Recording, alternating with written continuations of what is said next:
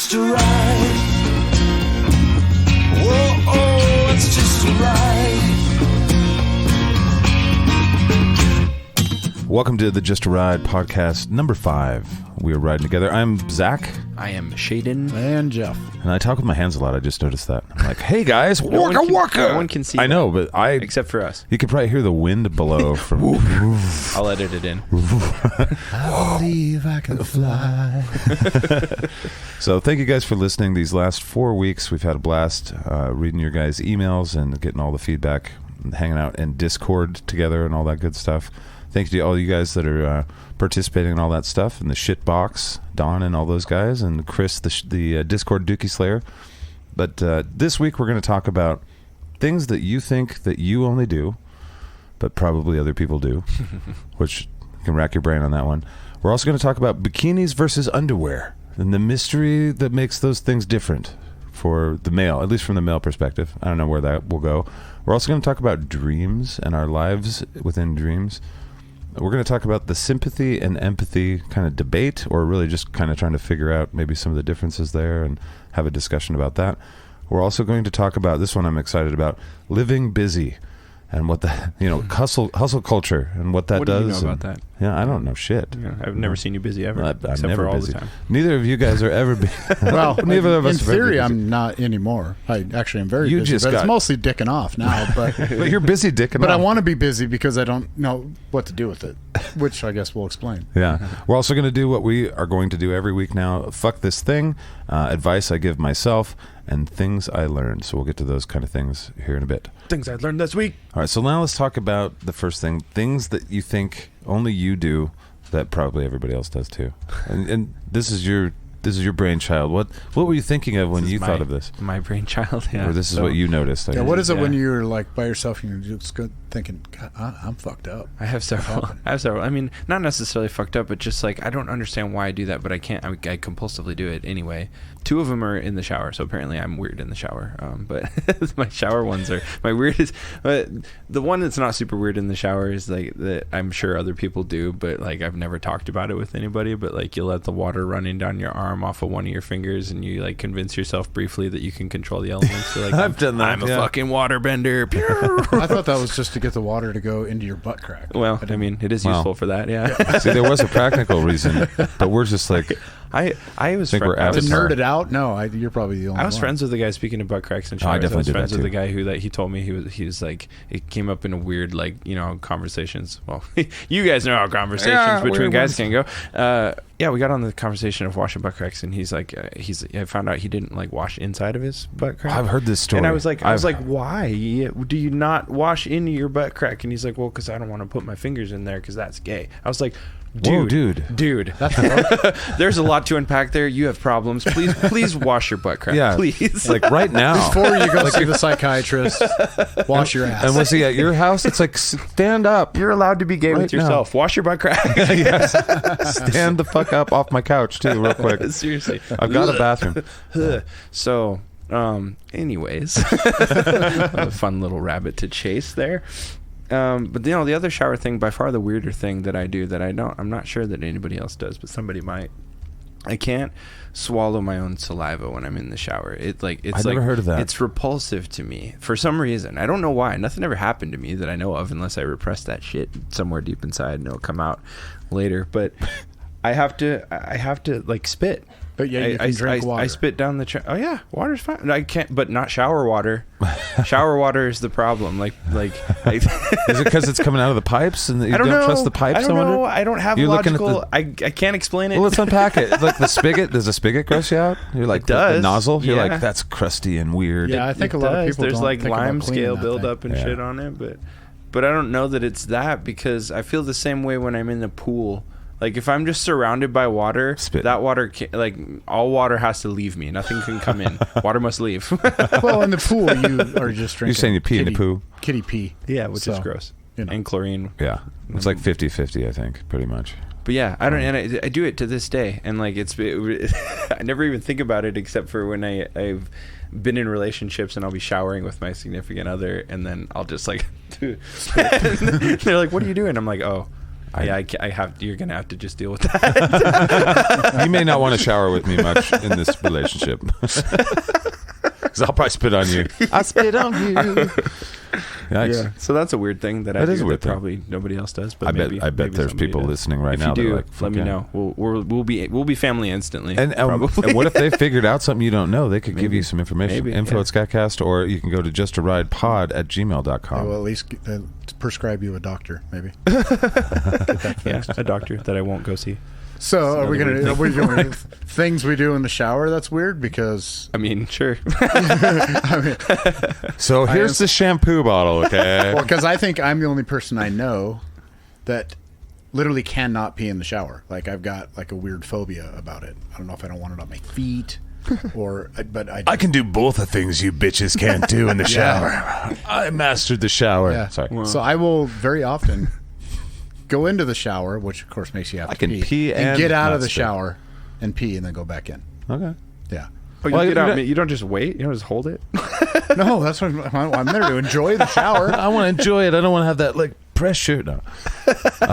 Is there a problem with peeing in the shower? You're like, I just can't pee where my feet are, or Yeah, I mean, like I'm trying to get clean, so why would I pee where I'm getting clean? 'cause it just goes right away. You know, there's Does it really, there's zero though? pee residue I mean, afterwards. I used to use of course. shampoo. I used shampoo at one time in my life when I had hair. is sterile, dude. You could drink it. You'd be fine.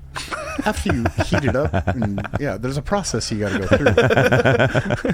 I'm not saying it has a lot of nutritional value. I'm just Stop saying it peeing won't on each kill other you. and drinking it. Got to get that through a process first. I think it's dangerous to drink your own urine, but not somebody else's. Something like that. really.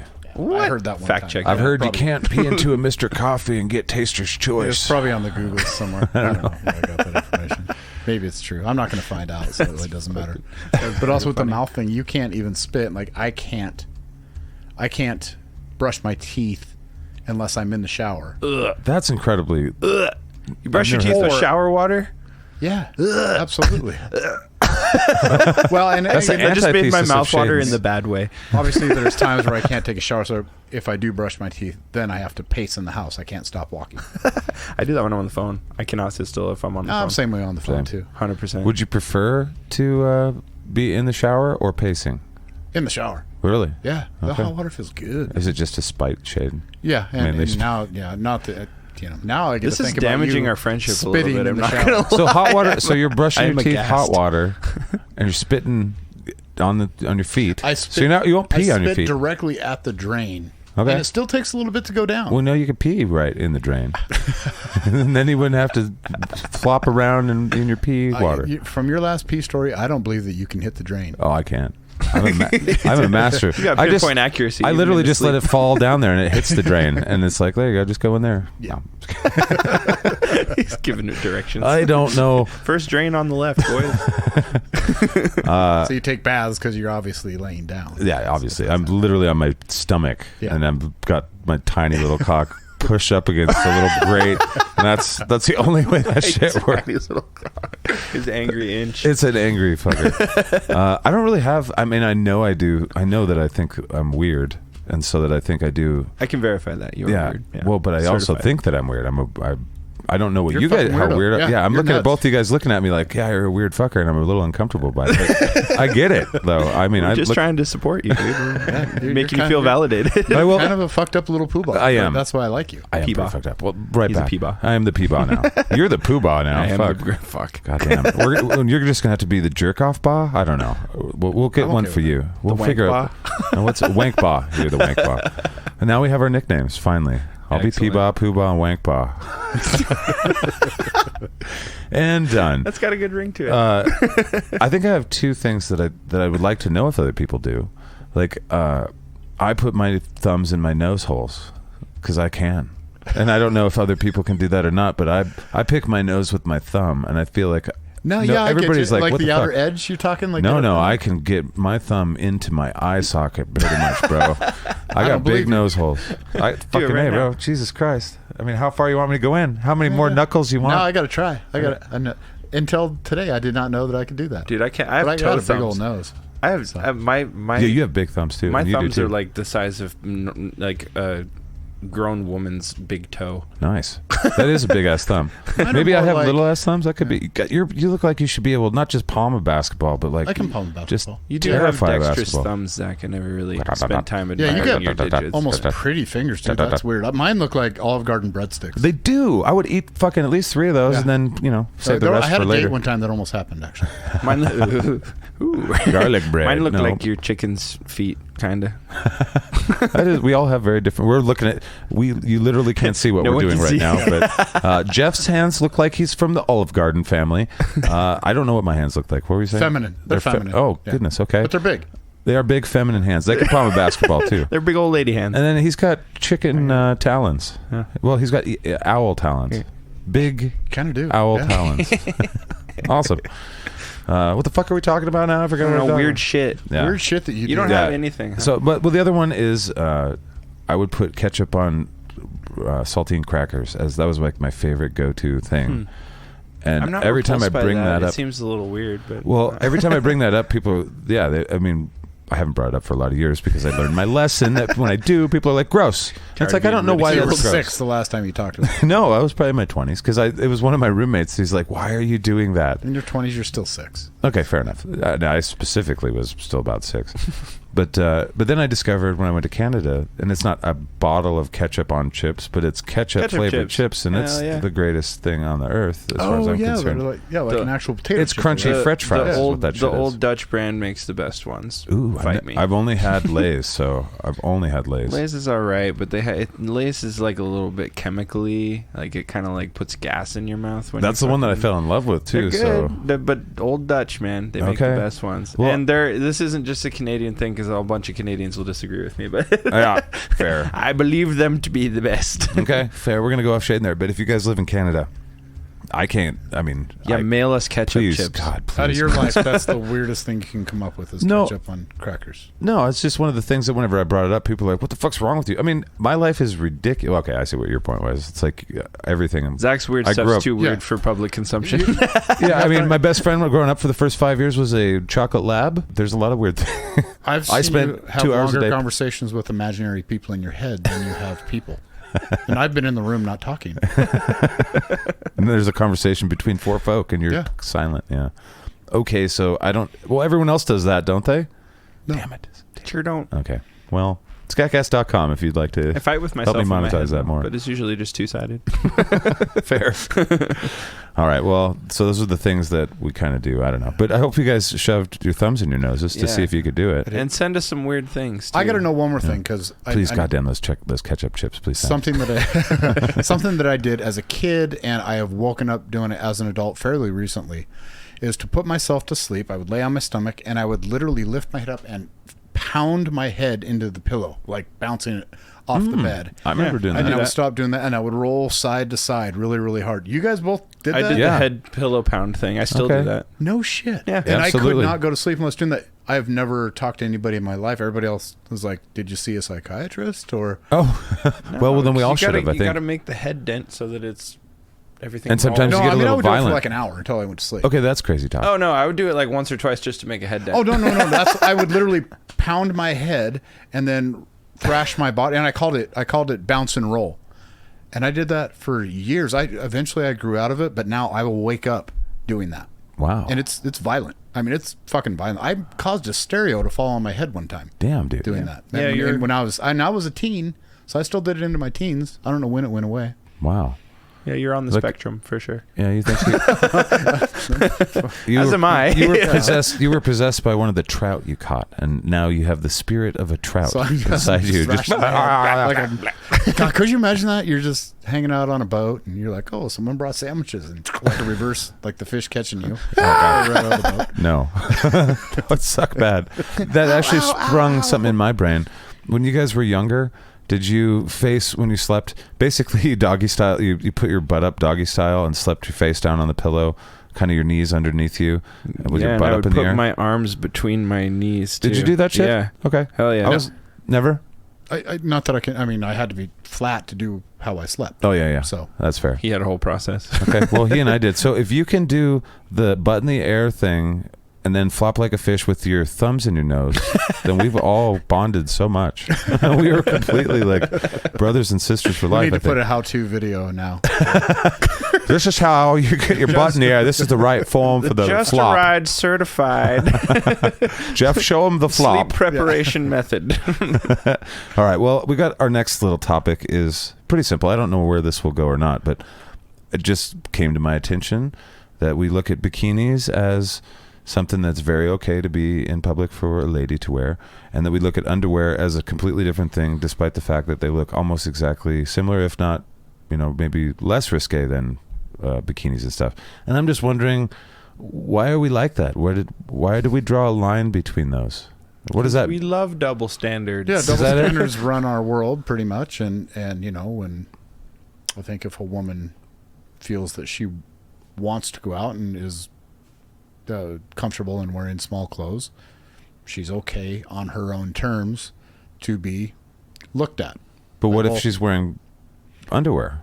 How come then it should still be okay? I agree, but I think that I don't know. It's a societal standard. is If if it's you're made at a- out of different So we made this shit up, material. didn't we? Yeah. This is fucking superstition. Okay, then that's exactly what's happening. We Yeah, it's really just. I think it's just. A could there be matter of anything that's not perception. superstition? It's just a matter of perception, because it's like you wear. It's like so bikinis have become like a uniform of sorts for swimming. Like it's a uniform option. Underwear are not a uniform for anything except sexy private time. You know Right. what I mean? So Well, it it's doesn't like- have to be sexy. I mean, you I guess so. You could have be smoking a non-sexy cigar, private time. itching your crotch in a nice little You can lingerie. still throw yourself into a granny panty. You're good. True. Well, those you But don't want to wear in like public it's either. not like it's I think it's more that's not the appropriate like thing that's been designed for this activity. That's for a different thing. Well, And how that- dare and- you? and that's even though arbitrary? they're the same, Yeah.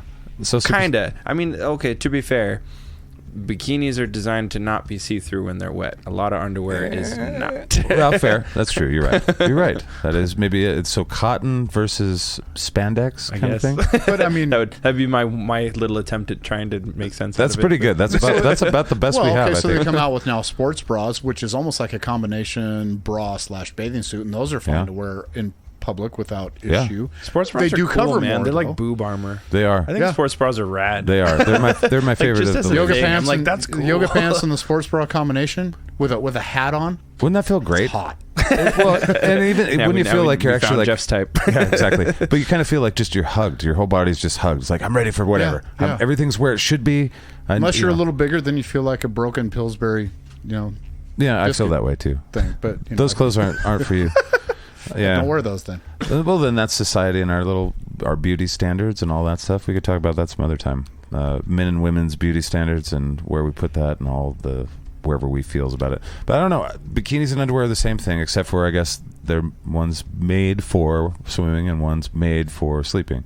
But they show the same amount of parts, and one is okay and one's not. Yeah, so I would assume that if somebody's walking down the road, a woman is walking down the road in a bikini, no one really think much of it. But if she's walking down in her underwear, it could potentially be a crime. a crime, right, Yeah. of disorderly conduct, which makes absolutely no sense. Right. I agree. And it's based on superstition then. But it's not a religious. Is it a religious thing? Where does I don't this know if come it's- from? I wonder. It's just a social stigma, I Yeah. would imagine. But where do these stigmas come from? Is this from our puritanical mindset? Is this I the would suppose, yeah. yeah? It's got to be some form of a holdover of when it was Can't look at risque ankles. to show your ankles. Yeah, Yeah. that's exactly what I was gonna say. Which really, Look, boys! I've undone 3 of my 47 lace loops on one boot. I already came. and really, if you think about it, that's not that many years. I mean, where bathing suits went down to the knees, and It For really women. wasn't that long ago. It was basically since Hollywood existed, they've taken more and more clothes off on screen, and I think we've actually taken underwear's more and more changed off a lot. before screen. But yeah, it has. But there was a time when underwear, compared to the bathing suits when they were bigger, were way more risque. So maybe that's where it started. And then just as the bathing suits shrank and changed shape, just the same social idea stayed the same. Yeah, and who's the one that's shaming these people for that? It's not dudes. Do you The give a dudes shit don't if a woman walks into a convenience store in her underwear or a bikini? You're like, they look kind of similar to me. The bra, I think it gives it away, where it's like, well, that has a weird we're the kind of thing on the front. That's not supposed to be for me to see until I get real comfortable and you get real comfortable with me. And that's it. But I mean, I think, isn't it women that shame I would other women suspect for that that? it would be women that feel threatened by other women. Could be, yeah. Weird. I don't know why I brought that up. It just came to my attention. It was a meme, I think, that went by, and I was like, fuck, I'll ask these two dudes. Yeah, it is What's weird. the thing? I don't know. I could only guess at why it is that way, but you're right. It is bizarre. I like my theory. I like it too. I like both. It's superstition, and it's part of our weird history, I think. But should it still exist? I mean, now that we see it's absolutely pointless, it's like, who cares? Yeah, it probably shouldn't exist.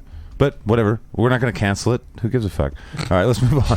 So here's another one that we're going to talk about, and this is a really open one. It's about dreams, and oh yeah, I'm curious as to what were you thinking when you brought this up? Do you guys remember your dreams more often than not?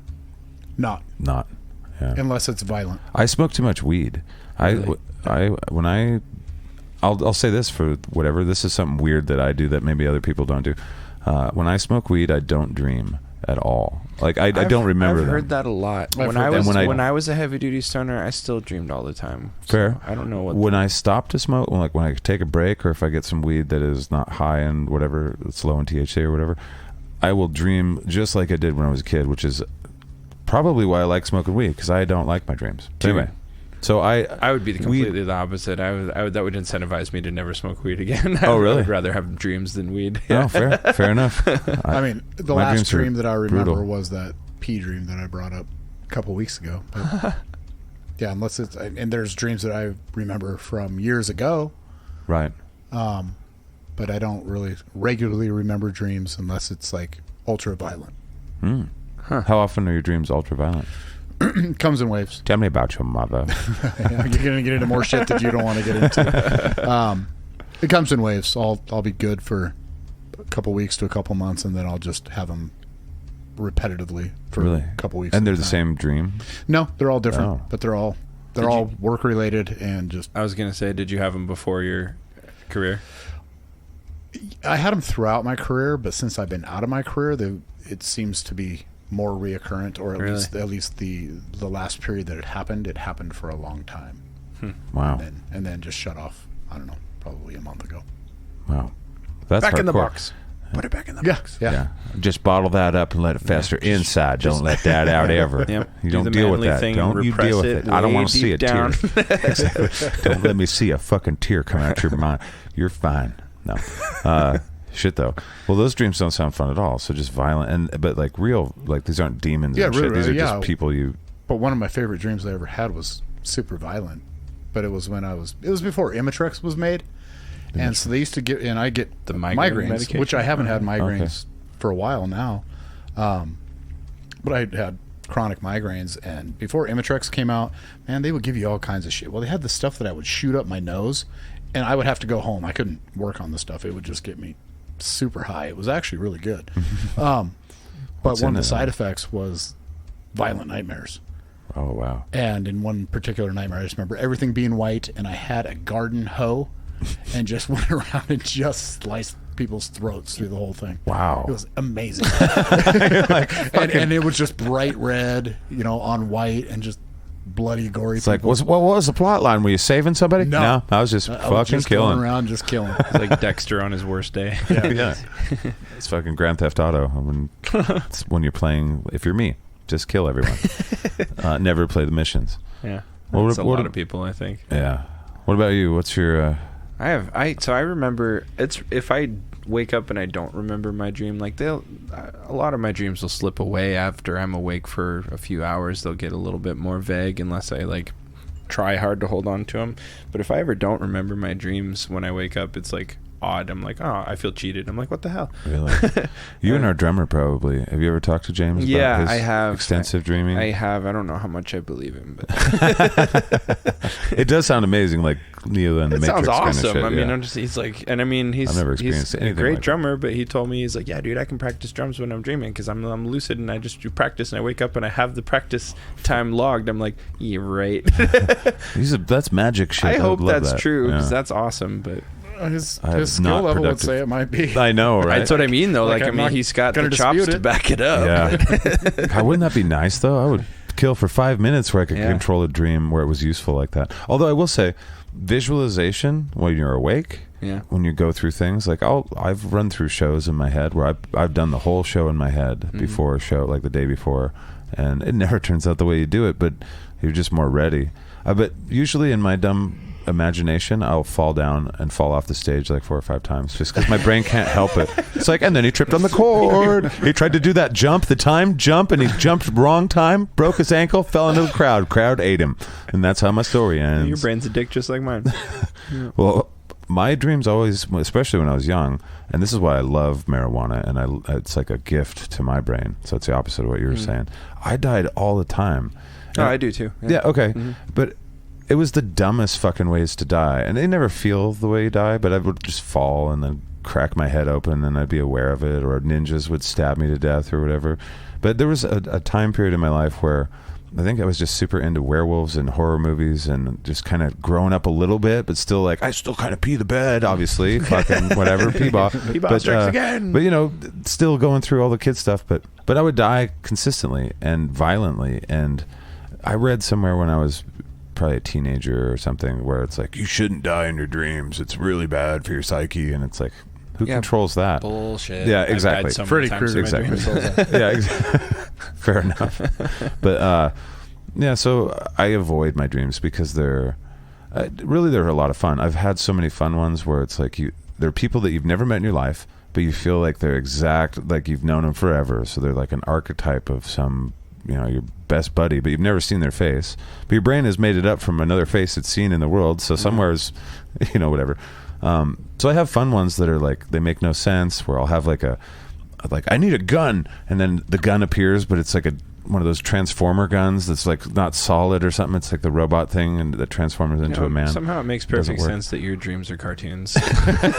There's a lot of running where you can't run, or swimming where you stay put, and it's whoop, whoop, whoop, whoop, whoop. Just the background is moving, but you're staying in the same spot. Exactly. But marijuana made it so all of those went away. I went for years without dreaming because I didn't stop smoking weed for fucking 5 years in a row without taking a break, I think, at one point.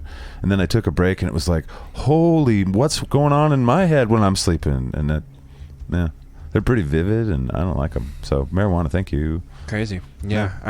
I even when I was smoking, I dreamed still all the time, but I have like some pretty wild dreams in the sense that, so a couple of times I've had dreams that are so long that I like live a good portion of a lifetime in the context of the dream. And when I wake up, it's like my whole day is fucked because I'm trying to figure out how to fit myself back into, it's like going to Narnia, dude, and growing up and then coming back and being just me a day later, you know. And I was like it fucks with me. It's only happened to me a handful of times. But what's the game in Rick and Morty? And it's not always, exactly. What's that called? It's like that. What is it? He's playing Tim, yeah, something. I can't remember. They know.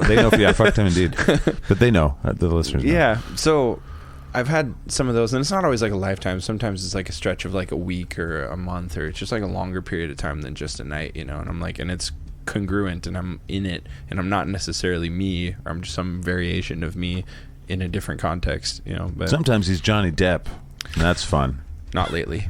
Or maybe not as much, yeah. He is the one that shit in the bed. So. Fair enough. Yeah, you're Amber Heard. My dreams are so... I Amber Hearded it. I didn't even think about that. No shit. Wow. Well, that was a missed joke opportunity. That was. This episode. I feel that was so whoopsie daisy. You can say you have some sympathy and empathy for Amber Heard. I guess, yeah. We all should for that. I mean, she seems like a psycho, but also poop in the bed. We all have. Come on. Kind of. At some level, we poop the bed. That's got to be an only me thing, but I don't know. But yeah, I have tons of super active dreams. I remember a lot of them, and my dreams will hook. Like, I have some dreams that are recurring, but I have dreams that like I'll be dreaming a new dream, and then right near the very end, it'll connect to a different dream that I had. Yeah. Like, I'll be like, oh, I'm in that same fucking city. I just dreamed at it from another angle. That's crazy. And it's a city I've never seen. It's just some fucking made up dream city. That's fantastic. That sounds like fun. It's wild. Yeah. I mean, my dreams are all super with... vivid, and when they're bad, they're fucking bad, you know, but video games don't affect people at all. Show me the data that says what you're saying is true. Right there. No, he's not data. He's anecdotal. He's the hole in your data. I dream zero. He smokes pot. That's not fair. It's drug induced. I kill it. Kill the dreams. Marijuana kills dreams. Wait a minute. That would be sounds like interesting. I wonder. 1988 Ronald Reagan saying some shit. It also will fucking end. Whatever. Who I'm cares? just It's training for addictive. Inception. I'm ready to be an Inception. If there are real Inception people out there, I'm ready to be an agent. Let's go. Fuck yeah. Well, have Let's you go. ever flown in your dreams? Yeah. Have you flown in your Oh, dreams? yeah. Really? Okay. Yeah. Everybody's flown in their It dreams. wasn't Superman flying though. I had wings. Oh. I've never had like You're a a just fly Pegasus. without wings. Aw. I had wings every time I flew in my dreams. That's pretty cool. Yeah. Weird. Do you guys have underwater dreams? Where you could breathe underwater? Mm-mm. I've had those. Yeah, actually, Okay. couple. Did you piss your pants when you did it? Didn't. Okay. Well, we're all different. But it wasn't like I knew I could breathe underwater. It was like I thought I was going to drown, and then it was like, just breathe. And then I breathed, and I was like, oh fuck, I'm fine. Have you ever had a dream where you felt like you met someone it's a real person that you never would meet in real life? Yes. And it felt important? Yeah. Yeah. Okay. To the point where it bothered me for like quite a while afterwards. Okay, I want to hear this one now. Like, I've got one too. I was just like, I swear to God, I met the love of my life. Oh shit. You know, like it was like we spent time together, and like I don't have anyone alive I could compare her to. Maybe she was a conglomeration of lots of people I've seen, but I was like completely enamored. Like I was like over the moon, and then I woke up and I was like, no, Please put me back. Please put me back. yeah, and I was like, maybe I'll meet her someday. Maybe you will. Maybe that's how. If that does happen, imagine if you do meet her. How weird life is then for you, where you're like, well, I can't prove this to anyone else. How do you even approach her at that point? I had a dream about you 20 years ago.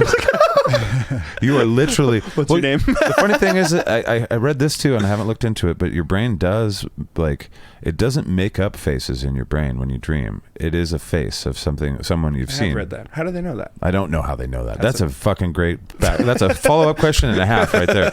But if that is true, then that person does exist, at least in the face. Maybe. And then you made up all the bullshit about her, and then you have to explain all that Maybe. stuff. But why. faces are the only thing I remember about people when I first see them. I don't remember names. I don't remember how tall they were, if they had tattoos. Face is the first. Same. It's always the thing I can remember pretty vividly. Same. Well, what's interesting about what you're saying, and as corny as it sounds, the person that meant a lot to me in my dreams, I'm now with. Oh. But in my dreams, it was a faceless person.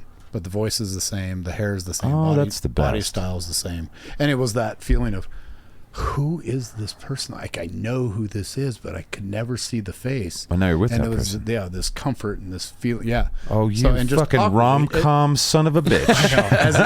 as cheesy as it sounds, Fucking, I'm so glad for you, though. it's very, You- very true. yeah. So That's you won. You did. That is victory. That is victory. I You love won. I kind of always I sort of wrote it off. Like it bothered me for a while, and then I was like, get over it, dude. It was a dream, you know. But I wrote it off. But I don't really believe in the whole like there's like a love of your life. I think there's several likely candidates, and if you find one of them, you're still super fortunate, you know. Yeah, just most of us throughout don't. life, But I don't think there's just like one. Like I'm not like waiting for that. I'm like, where is she? I gotta find her. Right. It's only her or nothing. That would be a long, weird life of It like, would. I've got very high standards. It's got to be this in the person. theory of that- No differences. in the theory of that, I mean, throughout life, you go in and out of love and friendships, and people come in and out of your life forever. Yeah. Why we decide in our society to go, you're it. You're the one I'm going to be with no matter what the hell happens. Oh, I know. I It's did. ridiculous. I mean, it's cool when I have respect for people that can make that work in a healthy way. You know, like they're like, I chose this person and they're my person until one or the both of us is done for. You know, and I'm like, that's wild. I don't know that I'm wired that way. I think I'm just a little too pragmatic to really. But Screw you, buddy. You know, I'm better than you. That's why. I don't think I could do it. Your monogamy pisses me off, and I'm better than that. I think people strive for it. But No, it's not even a monogamy, Many times it polygamy ultimately thing. fails. That's all. Well, yeah, for sure, and that's what I'm saying. I'm not saying that's like, oh, that was fate and it worked for them, but they're one in a million. No, they made it work, you know, and that's why I say I respect it, because it's like it's not an easy thing. I don't think I could do it, you know, personally. And it's not like a polygamy versus monogamy thing. I've been in It was fun for the joke. quite a few. It was fun. It was a good shot, but it's it's just simply that I really believe that there's people that are meant to be in your life for a season, and then one or the both of you change, and it's perfectly okay to That's thank you for being a part of that season. Well, absolutely. It's time to move apart now, you know, That's the but I don't reality. regret any of it, because it meant just as much to me. Just because it didn't last for an entire lifetime doesn't make it any less valuable. You know what I mean? Even if things Absolutely. end shitty with somebody, you can still a reasonable, rational person can still look back and go, okay, this was good about this. This wasn't good. This is what I learned. This is what I hope they learned. You know, and then move on to the next stage of life. That's what reasonable, rational people do. Most people don't act reasonable and rational. Yeah, what a shitty thing to believe that all of that time that you spent with somebody was wasted time just because it didn't last longer. Right. Like, that kind of a waste. Ooh, shit. Any time in your life, even if it's terrible, even if you were in the worst relationship, it's like, think about the things that you learned. Think about how you can compare now things that are great to this depth that you've been in. Look at what you've survived through. Like, there's so many different ways to look at life that are little tools to, like, stop. In relationships and in living a life with somebody, learning the Never things a that you waste. didn't want, you can learn exactly what you do want. Exactly, yeah. And fulfill those things. And a lot of times the things that we want really doesn't require somebody else. We're lacking taking care of ourselves to begin with. And then when you start doing that, you know, you find someone that complements that life as opposed to you trying to fix them or they're trying to fix you. Yeah. Right. Well, and I think Compatibility is crazy. there's a certain level of honor in knowing when to let it go too. You know what I mean? Because I think that's part of the hazard of there's this stigma about, like, oh, if your relationship ended, then it failed. You know what I mean? I And it's know. like, oh, that's so. Maybe that's a word we should fucking retire. Yeah, I fucking hate that, because it's like it didn't fail, man. Like, people will stay with somebody they shouldn't be with anymore just because they're worried about the social backlash of ending a relationship Or And it's like- financial backlash. Yeah, or Right. they're just simply afraid to tell the person that they're done for reason A, B, C, or D. You know, because they're afraid of what the fallout will be. You know, Well, but that it's makes, like, that makes me think of, like, people. These relationships are so weird in people's minds.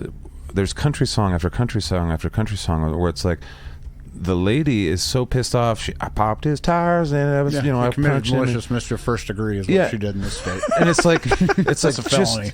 it's like he did you a favor. He's not for you. I mean, maybe you trusted him, and that's the worst thing in the world, when someone trusts you and then you betray them, and then you're like, well, I don't trust you anymore and stuff. But relationships are weird, like trial and error. Like, I just met you at a bar.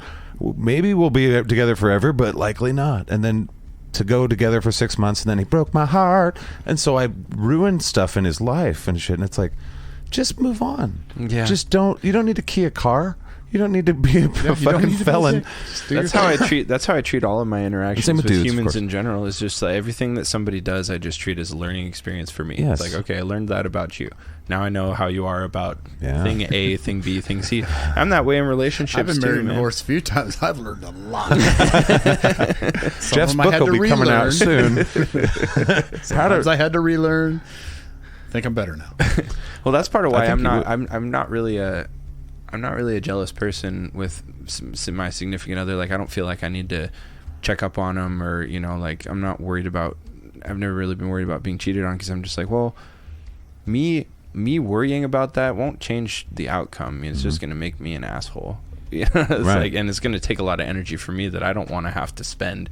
You know what I mean? Like, I'm pretty keen. I'll figure it out. You know, You seem more if it's going forgiving, on, too. I'll figure it out. And depending on the context, I'll either work through it, or I'll be like, I don't want to work through it. That I'm not into it now, and then I'll be done. Right. You know, I'm not going to fight with you about it. I'll defend myself if you want to fight, but I'd just rather just look at it and go, okay, well, that sucks. I feel a certain way about it, but at the end of the day, this is how I want to handle it, and I'm going to move forward. You know. Fair enough. Crazy. You seem more forgiving when it comes to, if someone was to step out, you're like, well, you're a human being. You have these things. I don't, I forgive you. Is that fair? Or I guess so. I guess that's fair. I mean, you seem like less attached to sex than maybe the generations that that are like, well, if you don't go all the way to the end, you're a fucking loser. Don't be like your granddaddy. He was a fucking loser. Couldn't keep his wife for 70 years. I don't know if that's generational or just individual to individual. Maybe it's Christianity. Maybe it's. I think it is individual to individual for sure, and it probably depends on Societal a lot on how you were raised. You should be proud of yourself if you have a relationship that's lasted 30, 40, 20, 15 years. You know, that's hard to do. That's good stuff. I applaud that shit. Yeah, but really, it's not like you get a cookie for it. It's hopefully you're compatible and you're not ruining each other's lives the whole time while you're doing it. Yeah, which is the case a lot. Yeah, Man. You know, it's trying to just force it in. I've ended relationships in the past simply that weren't even going wrong. I was just like, this. I'm not. I don't like the way she eats soup. Yeah. Get out of here. Go on. Move on. It was ramen. Jog on, lady. No, I'm like, there's no value being added. It's just a comfortable thing at this point. Like neither of us is pushing the other to be better. We're not really learning much from each other. We've kind of got each other figured out, and the only reason we're doing it is because it's familiar, and that's not enough. And the sex is great. I don't know what the hell's going on. You know, so it's just like I'll end things amiably as I can, and as they allow you to. Yeah. Right. Yeah. There's always that. Doesn't variable. always go that way. But Well, we started this with like, who did you meet in a dream? I did want to share one little quick thing. We were talking about dreams, weren't we? Yeah. I like the little spider webs that we can do from time to time. It's just a ride. It's cool. Yeah, it is. We're riding it on the. Who made this roller coaster? He said it. He did. said the name. He said the name of the thing and the thing. But it was crazy. Christopher Hitchens meant a lot to me because, as some of you guys know, like my intellectual evolution was completely a credulous nudnik that didn't know shit about shit. I think I did mushrooms one time, and I was like, I'm going to look into conspiracies. And then I spent whatever my brain can do absorbing all the things about that, and then I eventually got a radio show and spread all that shit around and whatever. And you haven't changed. I haven't changed at all. I believe all of the lizard things. I actually still think you do. Yeah, right. It does seem like it sometimes with all the Dave and Angus shit. It's like, I think he is Angus. It's still in there. I really can't think. I'm skeptical of you guys that you're even fucking here. No, but no. Christopher Hitchens was a big part of, like, the worst part of my life, but the best part of my life, where I realized that I had been preaching a bunch of things that I couldn't prove, that I wasn't smart enough to know, that is ridiculous and disrespectful to the human being, basically, and rationality. And Christopher Hitchens and the Richard Dawkins, basically the new atheists, came out during like 2009, 10, 11, 12. They were kind of popular on the internet. And Christopher Hitchens, more than anybody, kind of not reached out to me, but he touched me in a way that made me come, and I was all about it. Anywho, that's not exactly how I wanted to say that. So that's I love the way it came out. It sure came out good.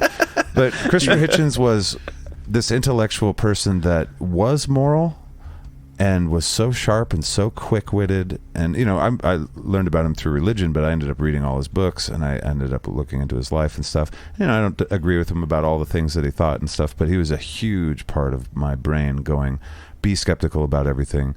If you don't care what you think is true, you're really wasting your time on the earth if you're even trying to think. And so I was like, oh, fuck, okay. He died in, I think, 2011 or 2012, and I had a dream where I was walking home from school in like 6th grade, like I'd always done with this other friend of mine, a guy named Robert, which matters not. But anyway. Yes, Robert. Bob. Robert. You remember Bob Oliver? Old Good Bobby. guy. Robert Oliver. If you're listening, buddy, I still remember us walking home from school. You betrayed me, you fuck. I'm looking for you. Was it uphill both ways? It was uphill. 6 feet of snow? There was so many uphills and so much snow. And it was always 6 feet. Where you grew up, there wasn't. I grew up in the Northwest. Fuck yeah. I had to walk like 4 miles. My parents didn't give a fuck, and I didn't like the bus. But no, Christopher Hitchens was walking next to me. I don't remember what he said, but I woke up so fucking ecstatic and vindicated in some way, where it was just like, it was one of the most important things in my life, and my brain did it to me. It was like the piss your bed thing, but it was actually intellectually nice.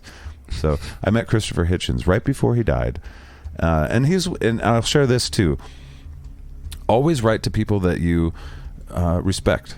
That was Christopher Hitchens' lesson, and I regret so much not writing to him. And he's the one that said that in his book, Letters to a Young Contrarian. You failed. I did fail, but it was weird because it was like in my dumb brain, I met him, and I didn't know he was going to die, but I met him right before he died, and got to say, you mean a lot to me, and But always write those letters, those emails to people that you respect, because they do give a shit. Like, they are people, and maybe they get millions of letters and they will never get to yours or whatever, but try anyway, because it doesn't hurt anything, and blah blah blah. But that was his lesson from Letters to a Young Contrarian, and I wish I would have wrote him a letter. And there's a couple other people that I wish I would have wrote letters to before they passed. So, and if you can't write a letter, if you can't bring yourself to do that to somebody you respect, you can write one to us.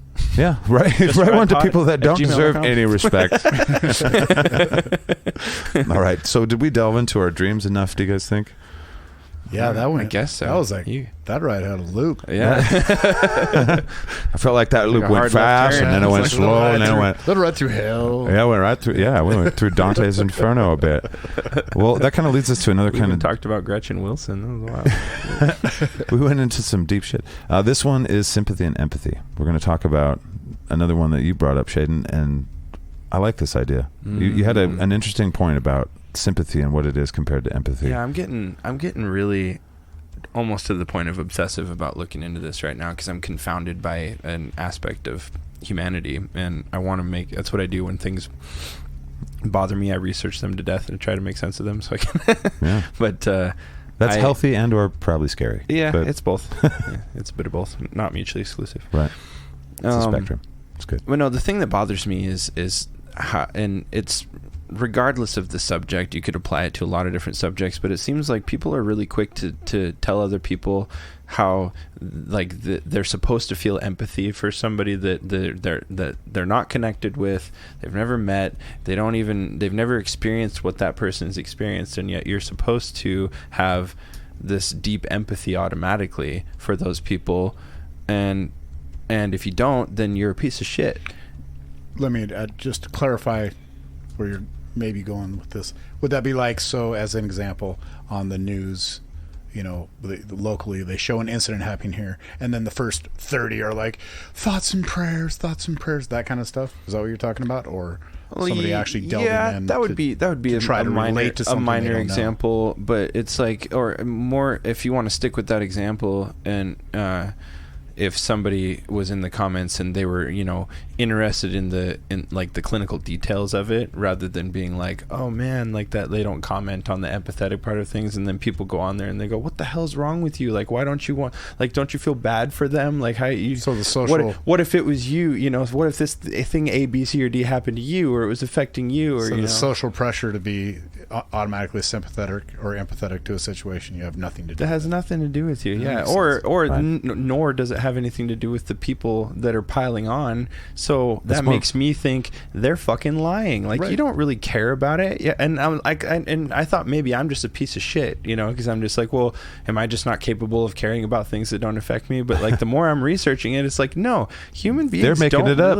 They don't really have the emotional bandwidth to actually feel empathy towards something that has nothing to do with them. I think it's a social media game. Well, I really do think. I mean, that virtue signaling has a weird political connotation to it now, but virtue signaling is disgusting. It is a real thing. It's a real thing, and it's gross. Yeah. The connotations aside, it's a shitty behavior to engage in, because it's like you're basically. I think it makes you worse than somebody who admits that they don't care, because you're being fake, and then morality. You have the audacity to attack somebody else who isn't choosing to be fake along with you. So that's not about morality. It's some sort of game. It's some sort of social hierarchy game. Like, really, I said enough things, and I said the right thing at the right time. I showed the right fucking emojis, and you didn't. I clearly care more cringy because I am better than you. That's exactly what it is. Virtue for me. It's super cringy gaslighting from where I'm standing. It's pretending something's not that's real. I'm this way, and you should feel that way, and if you don't, you're fucking out of your mind. There's something wrong with you, not me. Don't look at me. There's shit wrong with that guy, because he's being honest.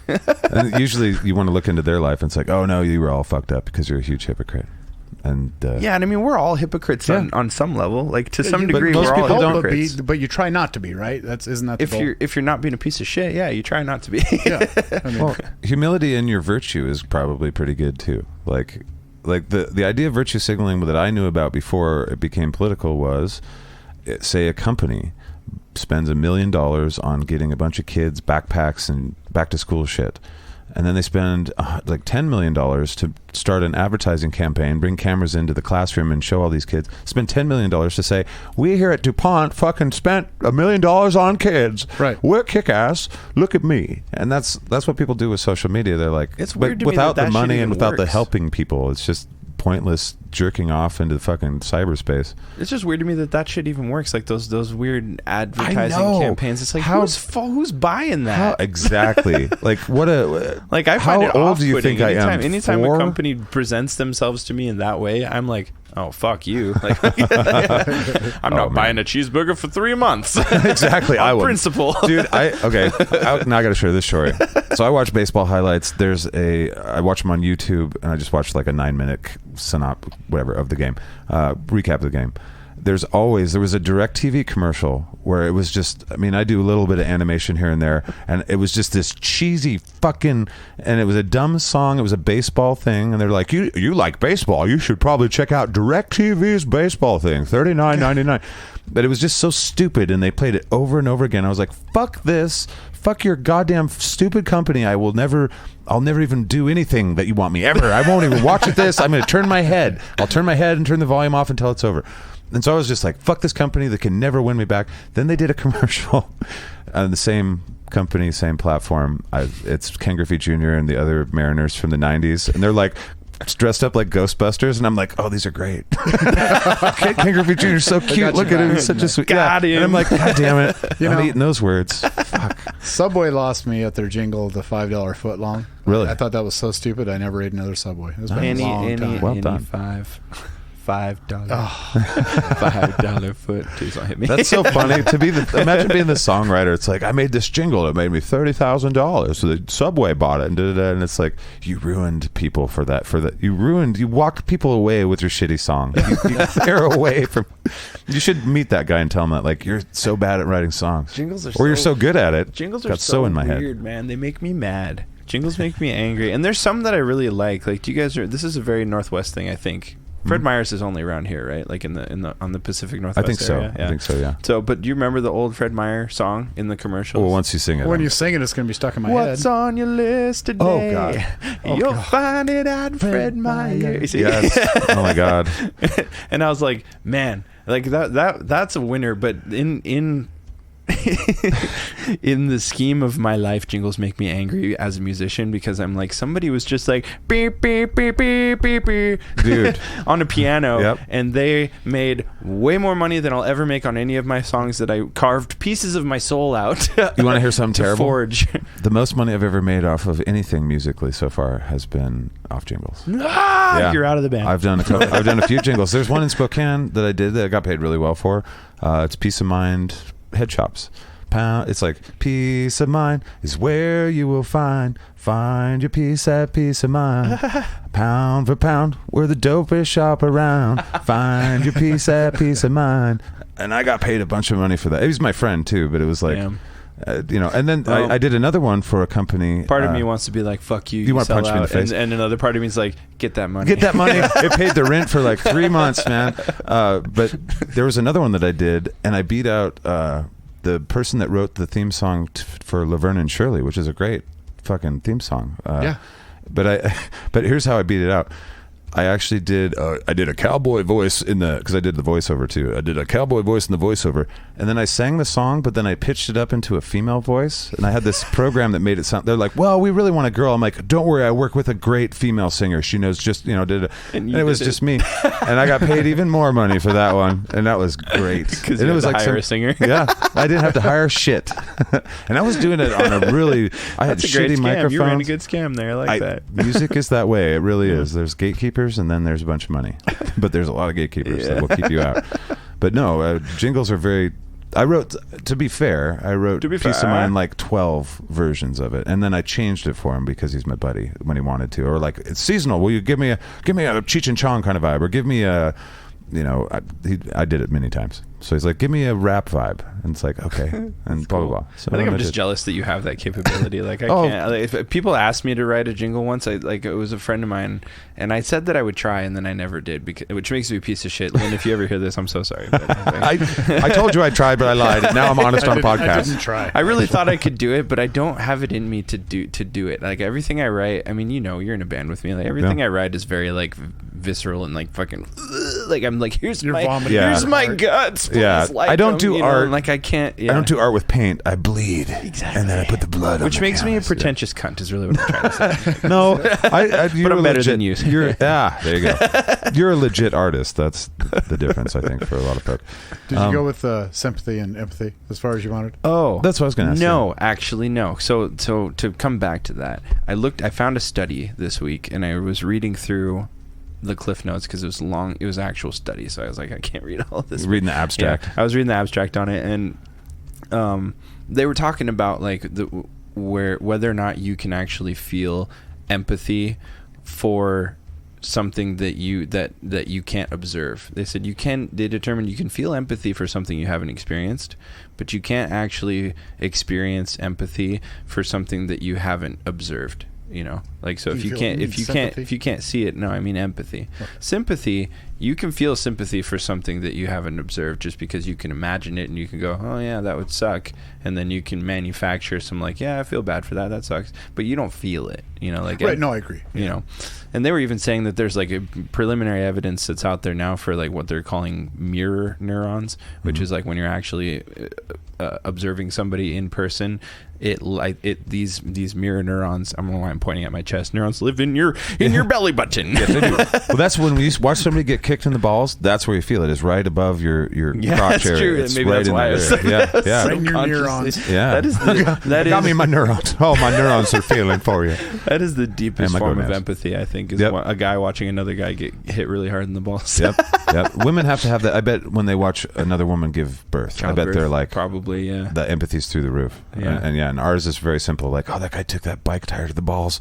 Yeah. Oh, it's like, I feel for you, brother. I don't know what you went through. I don't care if you killed 16. You're probably a bad person, but in this moment, I'm so sorry. Yeah. That's not the way to end it. Yeah. But yeah, so I kind of felt vindicated by that. And who knows? It was just one study. They could be wrong, I guess. But I'm just looking at source material or whatever I can find. But it's super interesting because and I was like, part of our morality. That means those people are fucking liars. Well, exactly. If they're not seeing it or experiencing it firsthand, they can't possibly be feeling empathy for it, which means they're fucking liars. And that's the signal. So don't do that. Yeah, stop it. Quit doing that to me. You can pick out the ones that have real empathy because they're the ones that are don't making post comments. on shit. Yeah, don't post that shit, and or commenting on their relatability because they've been through it. Like, hey, give me a call, or actually trying to interject to be some sort of help as opposed to just appeasing with words and then wanting to be rewarded because I took the time to say, gosh, I'm sorry, or I have sympathy for you. Yeah. If you really care, see if you can lend a hand. But the thing is, it doesn't mean shit to me either. When like if people are like reaching out to me like like not one-on-one, but like if say back when I used to post things on Facebook like my dog dying, like somebody just being like, oh man, sorry bro, like nice of them. I don't dislike them for doing that, but that doesn't mean shit to me. As it doesn't to most people. It's just a platitude, which is like, okay, fine, but like if I want to show a genuine display of empathy to somebody, I won't do it publicly. I'll even be if at your they made house it public. jerking you off. I'll come over and give you a BJ, for support. Right? No, but I'll send you. Remember that. I'll send you. Jeff's got a serious face. We He's lived like, together. it's like I feel like I missed a lot of opportunities. A lot of opportunities. I've grown. Apparently, living with me changed your future. That's what happened. In not a way that I expected. But it's welcome. It's welcome. Well, you know what I mean. I'll send him a message or something, Right. or I'll call him, or I'll be No, I like, think "Hey, you let's really go meant a get a beer or blowjob, actually, something." Hey, under the Now right you're just- circumstances for the right fella. Now you're just hoping. Now you're just hoping to be on the list. We talked about this before we did this episode, but this makes me think of the monkey sphere, and I hope you guys will check out. I believe his name is John Wong, and he I read it in Cracked Magazine, I think is what it was. And you don't usually find really deep philosophical things in Cracked Magazine. It's usually a bunch of crap about movies and stuff. But this one was called The Monkey Sphere, and the premise of it stuck with me. And I published my own magazine. I ripped this guy off. I said everybody it was John Wong and it was from Cracked, but I just published it without anybody fucking tell me. I was a small enough magazine. Who gives a fuck?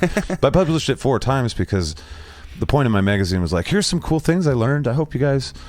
Things I learned this week. Yeah, exactly. This seems valuable. Nobody was learning it, so you just kept putting it out. I just kept putting it out. Well, every time I'd redo my magazine, like I had 4 different names for it. I was like the Lilac City Nightmare, the LCN Nightlife, the Nightlife Network. So I'd just be like, well, new episode again, or new issue. Let's put in the Monkey Sphere again. We know that'll be fucking, they'll talk about that at the water cooler. But here's the idea. 150 people is in your Monkey Sphere. Those are the people that you can see as a 3D character in your life, that you have empathy, sympathy, whatever you can muster as far as morality and caring for somebody. Outside of that, I've heard things outside of the Monkey Sphere article where it was just, maybe we have up to 500 people or 1,000 people that we know and that we can maybe do these Monkey Sphere things with interchangeably. But the Monkey Sphere is 150. That's all I remember him saying. And this is, again, Cracked. So who knows? But you see 3D characters in those people only. And the way he demonstrated that is like what we talked about outside, where if your dog dies, that is way more important to you than if somebody their mom dies. Or, maybe your best friend, it would be different because you'd have a relationship with that mom. But somebody that you know at work, their mom dies. It's a person, and it means so much tragedy to them, but the dog means more to you. You care more about that person's mom who died than you do about people across the country where 100 of them died in a bus fire or some shit. You care more about that bus fire of those 100 kids that you've never met more in the United States than you do about 1 million people that died in a tsunami in another country somewhere. Yeah, right. And so that's how the Monkey Sphere works. We're incapable, just like what your point is. It's basically the Monkey Sphere backs up your point 1,000%, where it's like we're lying to ourselves if we think that there's somebody out there that's like, I care about things so much, you should be like me. You could all be like me, where I care about everyone in a very important and meaningful way. It's like, no, you don't. You don't. In fact, you thinking that way probably makes it so the people that you should be caring about probably get less caring, right? Because you're busy trying to hug the world or some shit. I get really deeply upset about that, maybe irrationally so, but it bothers me a lot because I think empathy is super important, and I'm, for people that I've chosen to have in my inner circle, I'm extremely empathetic. Like I pick up on their shit, I pay attention, I try to live their life with them, on their terms as much as I can, as far as just being present, But I admit you're doing that a terrible job. I admit that I've needed you several times, and you've ignored my pleas. I'm getting around to you. You're I can only do one at a time. I don't have that much bandwidth. Fair. That's fair. I'm low on the list. It's okay. but you know what I mean? Like I think it bothers me because I feel like I have a pretty decent capacity for being empathetic towards people, but I'm the first one to recognize that I only have a certain amount of bandwidth to dedicate to that. Like I don't have the energy to truly care to the point of feeling somebody else's plight for too many people. I just can't do it. Right. Because it's like that's like saying I'm in love with 800 people. Right. You cannot be. There's not enough of you. Right. You got a big heart, but that's a very small piece of heart that everyone gets. You just can't. So it's like I think I get so angry when people make it seem as though, and we all know these people. Maybe we've been these people in the past to some degree. Yeah, right. But they're just going around like every time there's something, they just are like they're like acting like they're this paragon of it. Like I feel empathy for everybody, and anybody who doesn't is a piece of shit. Yeah. And it's like, I'm human solidarity, man or woman. Fuck you, man. I want to show you that I care more about you than anybody else. That makes you a piece of shit. That makes you a piece of shit. That's like, really gonna be that's there like for somebody you, who's literally mentally ill, and then somebody sees that and goes, "I know, like I'm the most mentally ill. I can be mentally ill better than all of you." And they don't. They're just like kind of depressed in the winter, It's just like, fuck you. Right. Stop pretending. It is. All of this is pretending. I mean, a lot of the things we've talked about today are us pretending. I mean, why are underwear and bikinis different? arbitrary bullshit. We pretend that they are. Yeah, and can we all be so human, like so solidarity? We can have solidarity with everyone. No, not really. No, we don't even know everyone. Well, like I always say, and the rules of society do not match what we are as animals. It never will. No, we're trying to be something different. We're trying to be better. An NPC to you until they're not. Yeah, exactly. That is, and sometimes they become one again later. It's like, well, I put you in the sphere, tried it out, don't think so, not working out. Get back out there in dumb shit land with the 2Ds. Well, I think that I'm not a fan of one size fits all equations either. I think there's definitely people that have a larger capacity for empathy than other people, and some people have none at all. You know, but I think I got this from a movie, but it always kind of stuck with me. Became part of my my personal philosophy. It was probably 10,000 BC. Somebody who's seen that movie and tell me if I'm right. I was gonna watch that recently, but it was actually a good movie. I mean, it's old. It's horribly inaccurate. It is horribly inaccurate, but it's a fun movie. Okay. So, but the guy in it, I believe he was like talking to. It was like a sagely moment, but he said every man, because he's talking in the context of like warrior in the tribe. You know, he goes every man draws a circle around himself. Some men's circle are only big enough for them. Other men's circle are big enough for them and their family. And then there are other men whose circle are for, you know, a whole tribe, hundreds of people. And he's like, but there are very few men whose circle include, like, they try to take care of anybody that they can possibly reach, you know? And I was like, yeah, that's totally true. And I think that's a great analogy for how empathy works too. I mean, some people can feel empathy for as many people as they can reach, but if you can't reach them in any way, you will not convince me you feel empathy for them. If they're a complete and total stranger to you, and so is their situation, is something you've never been through, nor were you there witnessing it, you don't feel empathy for them. What they might be saying is like, if I did know them, I would feel. Who cares? I know, exactly. That's no good to anybody. Jerking off in the cyberspace again. Yeah. But I'd rather be around people that do try and care than people that actively don't give a fuck. That are maybe not. Maybe I just misspoke. I don't know. I would just prefer them to be honest solidarity. about it. Like, absolutely. You know, if you don't give a fuck, just say you don't give a fuck. I respect give that. a fuck. I want to know. Don't pretend like you do. Right, but I like the idea of, I don't know what it was. It's kind of like an ancient tradition. You want to think 7 generations ahead. You know, we live in a society now where, you know, baby boomers, they didn't know what was going on, but they were part of a system that literally didn't look ahead to the generations that are trying to buy from homes. My generation. Yeah, they basically said, well, we're going to put it on the credit card and the grandkids are going to pay for it.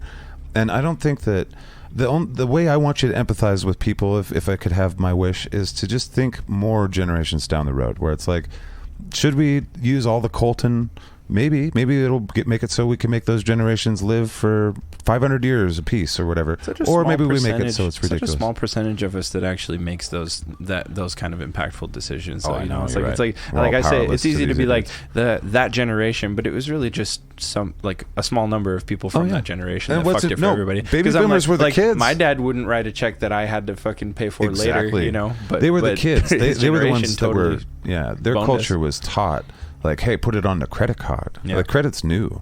And so, it's not a new concept, and it's certainly not new to destroying countries. It's actually, the Romans did that, and other places have done that. But it's certainly new to where people are like, oh, I want that now, and I can't afford it. I'm going to get it and pay it off. And we did that as a country. We're like, oh, we want that bridge now, and we'll make grandkids pay for it. And it's like, don't do that. Yeah. Think 7 generations ahead. Clean up after yourself. Fucking try and leave things better than you found it. I don't know. I agree with you. Empathy is a super, super valuable thing. You know, the world could use more of it. Honestly, it's just like, but also it's the best part of humanity. But I think that's another part of why it makes me so mad when it's disingenuous, not genuine, yeah, less than genuine, when it sucks dick. Genuine, right? Because it's like counterfeit money. It's like we have this system and it serves a purpose, and you're fucking ruining it. You're diluting it, and you're making fun of it, and it's not cool, man. Like not cool, man. You know, 100% agree. The rug really ties the room together. How do we even get close to telling ourselves, this is people? It's like we need to be more honest and careful with our words, and more nuanced with our thoughts. You want us careful with our words, or being honest? Both. Which one do you want? Well, careful fair. In the mode of honesty. Like, try not to just be so flippant, and don't use wiggle words, and don't be hyperbolic all the time, and don't just fucking steel man everything, motherfuckers. Let's all be engineers. Like, I need a 1/4-inch screw. That's it. Instead of like, well, I might need a screw of some kind. It could probably be a nail. I don't know. Fucking hammer. Bring me the hammer. Like, what the fuck are you talking about? Be specific so we can solve some problems. Be more mindful is what you're saying, right? I don't know what I'm saying at this point. Jeff's looking at me like, dude, what? Where's this going, man? What are you yammering on Zach about? feels some kind of way, and he really feels it. I like the sound of my voice. I'm just blah, blah, blah, blah, blah. Listen to me and not those two right now. I'm talking now. All right. How about we move along to our last little topic of kind of philosophy is living busy. I don't know if it's philosophy or not, but we'll find some in there, I'm sure. But the idea of, what is it? Hustle. The hus. Respect the hustle. Respect the hustle. Are we going to call it the hustle, or is it really just learning how to live with discipline? I don't know. In general. Well, discipline, is part of living hustling. But living busy like this, like, what's the word I'm trying to go for? It's like kick-ass culture, but I'm trying to think of what it's called. It's the grind. Shove 80 hours a week culture into a 40-hour week. Yeah, that kind of thing. Like, is it good for us? Is it bad for us? I've talked about it on the Inside Shit and the Inside Scooper a couple times with Monique. People were concerned that I was, with 5 podcasts, we were going to burn out and all that kind of stuff. And it's like, I like to make things. I mean, if I'm not doing these podcasts, I will be up all night every day writing songs or making music videos or doing some other dumb things that I like to do. It's just the way I roll, and podcasts happen to be the thing that I'm super into at the moment, and super passionate about doing cartoons and all that stuff. I did watch Dan like hustle in a way that when I first got on there, like, he and I would end emails back and forth where it's like, all hail the hustle, because I respected the shit out of that. I've run businesses my whole life, and you wear 10 hats and you work fucking 18-hour days and you make $1 an hour at the best, and you kind of, at the end of the day, when you're like in the midst of struggling, you kind of want to pat yourself on the back. It's like, I fucking work my ass off, though. I hustle. Mm-hmm. I'm part of the hustle culture. I think that's what I was going for. But I'm not sure, after working with Dan for several years, and after doing this this is my way of being, is just to hustle and shit, which maybe is not good for me, and maybe I'll die sooner. But with a guy like Dan, man, like, when your plate is so full like that, I totally could empathize with him, where it was like, there's times where even the most fun thing that you do is just like, I can't do it. I'm so tired. Like, I can't imagine him when you go from one big research paper to the next. And he's also being a comedian, which was like, you guys know, as doing podcasts and performing and being comedians and, in parties and stuff like that, it takes some energy to entertain people, and to do that for 2.5 hours, to bring your A game all the time on top of all that. That dude, He's. I always said this to everyone. He's like, he's probably the hardest person in Hollywood, or hardest working. Yeah, the hardest. He's got the hardest cock. So hard. He has the hardest cock in Hollywood, and there's a lot of hard plastic cocks there. But no, I respected him. But at the end of it all, I mean, there has been some damage done for sure. Like, Dan's a brilliant guy, and he's probably fine and stuff. But when I left Time Suck, there was the office, there was some animosity between people, and nobody was angry at each other and stuff. It was just like, we worked really hard together here, and we hustled, and we have really high expectations, and there's no way to meet them all. There's no way to make it work. There's just, to some people, I wish more people, but no animosity. I love Dan and all those guys. Overcommitting and under-deliver, and trying not to under-deliver, is the ultimate challenge in life, right? I mean, that's really what it's about, and you have to have, and having your plate that full, it gives you purpose every minute of the day. I love that. I mean, I just retired, so throughout getting into my career, and prior to getting into law enforcement, I worked 3 jobs at all times. One time I was going to college and working 3 jobs, which was, I got rid of college because I was dumb. But keep saying that. Shut your hole. Really dumb. Anyway. No, I wasn't dumb. College was dumb. Okay, yeah. Yeah, no, I got completely. I got A's and bought the wrong books. So now, I mean, and working all the overtime that I worked regularly throughout my whole career. Yeah, you hustled hard. To now just shut that off. I mean, just turn that off and have this time now where I don't really have anything specific going on. Everyone's like, oh, just relax and enjoy yourself. I have to learn. I don't know how to do that. I mean, I have to keep my days full of activities, whether it be projects or, going and doing fun. I have a great time hunting and fishing and doing all that. I mean, I love to do that. But there still carries a certain amount of guilt with that, because it's like, this is fun for me, but I'm not really being productive. And that's why that's where this really comes in, where I really want to be able to dedicate 60, 80 hours a week to doing these kinds of projects and, right. podcasting, art projects, and get into some other things, because I need to maintain that to keep me happy. It gives me purpose. Same. And when you lose I didn't lose my purpose really, but a large part of what I stood for and did for a long time just came to a screeching halt, right? At my decision. But that doesn't mean that it's easy to deal with. So now I have to basically learn how to relive and rebuild up that hustle. Right. But you will, because and until I do that, I won't feel like I'm being a productive individual. Fair enough. And you'll beat yourself up the whole time. Oh, absolutely, because that's what I do. I beat the shit out of myself because it makes me better. Yeah. I've been lucky since I was probably really my whole adult life, minus a few jobs here and there. I just go from project to project to project, looking for a project that I can live in, kind of thing. Like Sovereign is a project where I'm like, I live in this project now. And I found my musical project that I want to do forever. Like these projects that I do, like magazines or these podcasts and stuff, they make you busy, but I live I'm so thankful for how busy I am. Like when I'm in the midst of it and it's like, man, I wish I could go to bed, or I wish I had time to eat or something. It's like, no, this is what I'd do.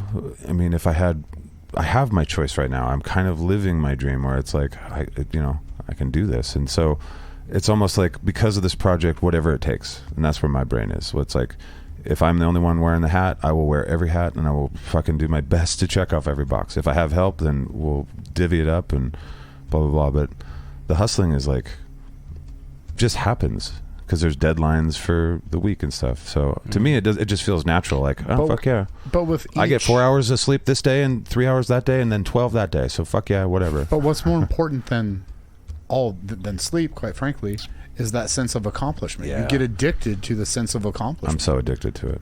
And I think, I wish more people in the world were. Get addicted to accomplishment. You want to go out and accomplish more shit. Yeah, I mean, big time. That seems pretty reasonable, right? Yeah, I mean, every time we do an album, it's like this thing that we put together. Really, every recording session for a song, it's like this. It doesn't matter what it takes. Like how many times has Jake been up till, who knows how many days in a row Jake's up doing these things. Yeah. He's Sovereign's audio engineer as well as the bass player and slide guitar player. We'll hustle for the band and we'll hustle for shows. I don't know. I think it's part of, if you like what you do, you'll hustle naturally. I think there's a lot of people that they hear the rhetoric of the hustle culture. You got to do this, you got to do that. That's what annoys me about, a lot of the, I don't know, business like motivators or something like that. Gary V. Yeah, I'm not sure if I know that Gary guy, V. but I do too. but But he gets a little much sometimes. well, I don't even know. I mean, I don't watch those, but it just seems like so kind of like the thing we were talking about before, where it's just disingenuous. I was like, well, fake it. Pretend that you've got this passion for this thing, and it's like, well, I don't hear anybody saying know how fake you- it till you make it anymore. I hope not. I Yeah. hear at least the people I listen to. Like, They're like, no, dude, put in the work. Yeah, And the okay. work's going to be, if the work's 120 hours this week, then that's what it takes. That's what you do. I think fake it till you make it, to me, has kind of become it's what I kind of save that for when I'm feeling disconnected from the things that I'm hustling on, you know what I mean? Like, so for me, it's like most of what I hustle towards is art. I mean, I've always worked pretty much full-time jobs, but every time I'm not working, I'm doing something that's like related somehow to art. I'm just passionate about art. Mm-hmm. And but I go through periods of time where like I can't connect with it, like I don't feel it. I'm just doing it, but it's not, I don't feel the passion for it. And that's probably true of anybody who works hard at anything. Like, they'll feel passionate about it goes for a in and while, out. and then you Yeah, get burnt out, and you're like, fuck, I don't even know if why am I doing this? I don't even feel anything anymore. But that's when I remind myself, I'm like, yeah, but you're going to care again at some point, and if you let it slip now, then future you is going to be pissed off that you just let it drop. Like all that momentum, you just let it drop because of what, you didn't feel it. Come on, man. I think keep it up. Fake it till you make it. Well, I think of what you're saying. What you do is you go on Robert. cruise control, and if you just we can go back on relationships. Think about not even necessarily intimate relationships, but relationships throughout your life. A lot of times, you'll spend a lot of time with somebody, but then it gets to the point where it's almost too much, or you're just not interested. So it goes on cruise control for a while, where either you might be hanging out or you just don't see each other for a while and take that break. But then it's up to you. Do you jump back into that friendship or relationship again and make something of it or not? Yeah, well, that's exactly what I'm saying. I don't do with my shit. Like I won't take a break from it. Like even if when I'm feeling that way, or I'm like I don't really feel this, or I don't know if like this is really worth it, I push hard. I force myself to push harder then, because I'm like, I feel like for some reason I feel like that's when it matters the most. So let me also, I'm just taking like writing a song, for example, or maybe you're writing a bunch of songs at one time and you're kind of getting burnt out on doing it. Once you start accomplishing things, or you have one that you actually like, does that re-motivate you? It can. Fuck Yeah, for sure. Absolutely. When you put out a product that you actually like, instead of just, you're like, I could have been better. Yeah. We're always trying to write songs that we do like, unless we're writing jingles. Songwriting's an interesting one for me, because it can go the other way for me too, where I'll finish a song that I've been working on, and I'll get it polished up, and then I'll just feel empty. Like I'll be happy with it, but then out in the space afterwards, I'm just kind of like, there's a void in me now where that lived for a while, and now it's done. So I'm just kind of like, makes sense. And it almost makes me a little bit despondent sometimes. Like it's just take it that energy's gone now. Like it's out there. Even Zach told me, and I need to try this, because recently you're like, sit down and write 10 songs. Just do it. Yeah. And I'm like, I can't, because that's not my writing style. Right. At all. Something just comes into my head, I get a thought, and I can write with that. Then I might not write again for 3 or 4 more months. Or sometimes I'll have a couple things. But I would like to I need to try and sit and do that, just to see if I can, and probably be able to relate more with what you're saying as far as that particular subject. Mm-hmm. Yeah. Well, I wonder, so on the living busy idea, did we evolve this way, or is this something from society now because of, say, Western capitalism? Or I think it's really an individual thing, because like I don't recommend this level of hustle for everybody necessarily. No, I would recommend maybe everybody give it a shot and see how it sits with you, and like there's a difference, I think, between, because you brought up discipline, like living with discipline, and I think that you can live with discipline and still not hustle. You can be very disciplined about not hustling. Buddhist monks that live in temples are super disciplined about that, but they're not necessarily hustling. They're just hyper focused on what they've decided are going to be their outlines. So, but if that's their ambition in life, then at least they're hustling that same ambition and are disciplined in it. Yeah, and I think I'm disciplined. You and I agree on that shit. I think discipline is crucial to finding fulfillment in your life. But the hustling thing, I think that there's pros and cons. Because hustle, to me, when you say hustle, it's working your ass off because you want a certain result, and then working your ass off some more, and then doing it some more, and like to the point of where it's exhausting you every single day.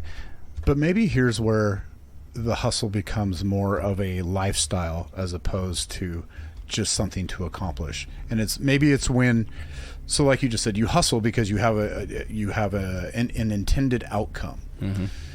When the journey to get to that outcome becomes more important to you than the end result, that is when that becomes a lifestyle for you. It's kind of like somebody who likes to walk is going to walk further than somebody that just has a destination to get to, because they think about the guy that's walking. He loves that journey on that walk, right? Right. Whereas, or when you change your diet and you're like, I want to get skinny for summer, and it's like, no, I just want to change the way I eat forever so that I fucking eat healthy when somebody just wants to get to a destination, they might bitch and whine and cry the whole way there, but at least they got there, and then they get there, and then what else? What next? Nothing. Yeah. There could be a bit of that to it. But I think, if we're going to take that metaphor, like the guy who's walking, if he doesn't have a destination, then he doesn't have any reason to hurry either. Like if you hustle, in my mind, because you have a destination in mind, and it's like they can certainly feed each other for sure. Yeah. But it's I hustle But if because the of deadlines. destination is if the destination is the only goal, I think ultimately you will burn out. But if you like the new journey and like to do new things all the time and be creative, such as you guys do, I think that fire can burn for a hell of a lot longer. That doesn't mean that you can't stop and take a break. Yeah, At some point. I'm but super good I at being agree. lazy as fuck. I can be when it's time to be lazy. It's like, well, I'm gonna gain 20 pounds. You- and I'm gonna, I get super. You in particular really like to shorten up your time to work. Like, you like to have that crunch. You like crunch time. Oh yeah, I do. You're a fourth quarter guy. I do. Yeah, For sure. Yeah. Yeah. The way I look at SkatCast, like one of my heroes is South Park guys, Matt and Trey Parker, Matt Stone. When I found out that they make the show like it's done that week and they turn it in like the night of or the morning of that it's due, it's like, oh, those are my people. Because it's like, that's how I work best. I'd turn in my homework. I'm It's the like, same. you need to work on this for 3 weeks. I'd do it that night. I've And watched your intensity and your product. If you're on time with something, a lot of times it's not as good, right? I've had as too much something time that to you're fuck just with like, it. I got it. Like I said, you're a fourth quarter guy. You're the quarterback to bring in because you're going to win the game. I like in the the red fourth zone quarter. and at 2 minute, We have that in common. I did that all through and I think this is part of why it's for me anyway. Is I'll look at something and I'll go, okay, that needs to get done. I can probably get that done in about this much time and effort. You know, like I can estimate that fairly accurately because I know me and my capabilities and I have a decent understanding of the thing. You don't I'm wanna like- fuck so I'm yourself, like- so- So I'm like, okay, so I got that. But that leaves me with the rest of this time that I Well, you kinda fuck that yourself. I can fill other shit with. You know, like I can do other things that I want to do, and then as long as I make sure I have about that much time left, I can get it done. I'm 100% you know? that way. I've always been that way. And you'll wait on doing that instead of just getting this. Oh done wait, and going yeah, to no, all I don't the want to do it shit. at the I beginning. scheduled you it. know? It's right there. It's got to be done right before that. I'm gonna do it later. I always feel like when I do that kind of thing, I regret it. When I'm like, I should have had a little bit more time to edit, a little bit more time. But then it's like, I'm not going to change. I always work best always that way, gonna though. Keep doing it. I always work best that way. Like Same. I'm like, I'd rather deal with the stress and put out, you know, something that I'm like, yep, that's me. That's For my some shot reason, at there's a it, you know? fifth gear that comes with stress, and normally I turn in things with fourth gear, and it's like, yeah. With I a different think, lifestyle, mine doesn't compare to that, so I don't think that works for me. Yeah. I think, Oh, yeah, it and you wouldn't be- guys are going to it hear me say this a lot over the course of this project, and I'm going to keep saying it, but I think it comes down to balance, you know, like if you, like even between the walking versus the destination, I think like you were getting at, the important thing is having balance between those two things. Like have a destination, but also figure out a way to fall in love with the journey, you know, and to the point where it doesn't become just like this arduous hill that you're looking up all the time. It's like, oh, I'm here on this hill. Look, there's stuff here, you know? So it's like, but also if you're trying to hustle, it can be a good thing and a bad thing to live that way because you can burn yourself out, you know, or you start developing what I've got, and I know you've got it because we've talked about it, Jeff, but you can't relax because Right. you beat the shit out of yourself for relaxing when you could be doing something productive, and that's not healthy. You know. No, but that's a learned behavior that I have to somehow now fix. Yeah. I mean, recognizing I need to fix this. Like it's an issue with myself that I don't like. Well, what about hustle culture for everybody around you? Like, as we've been talking about this, it makes me think of kids. Like, the reason why I don't mind hustle culture, for me, I hate saying culture as part of the sentence, but I like hustling because my kids are out of the house and they're grown, and I don't, like, I hustled when I first met, I mean, they're my stepkids. I met them and I was hustling. I learned that I was missing out on things that I wanted to be a part of while hustling with those kids around, and it was like, oh shit. All of this means a lot to this kid right now. If I stop just for a minute, that's going to mean a lot more to him than I would even imagine. So, and I've seen a lot of people in hustle, you know, business owners, all of them are hustling and they have to there's a sacrifice. So what does this culture do to these kids? Should these kids look at their parents and say, fuck yeah, dad, fuck yeah, mom, I'm going to hustle like that too because I want something? Or do they look at it like, you abandoned me for half my time. Like, I don't give a shit about money that you leave me and stuff. We could have gone and played baseball in the yard 100 times. You know, Definitely catch What do you 22, think? and there again, Shaiden's balance. I mean, Yeah. and you have to be, and as the hustler, you got to be honest with yourself. What can you know, do? What can you? Yeah. You know, yeah, I'm hustling. I got a lot to do, but really, what is 15, 20 minutes to put down what I'm doing Right. and go, play catch or whatever, play Barbies, fuck, whatever. Yeah. And actually, you I had a conversation with your wife kind of about this too, where she's actually learned how to. She said, it takes me longer to do stuff, but I can put stuff down now. Yeah. And say no. Like, I think that's one thing that people that like to be busy, I mean, I'm the worst at this. I will fill my plate so full with so many things, and I don't like to say no for various reasons. For my own ego, I'm like, I can do it. But as I get older, I'm like, no, I can't.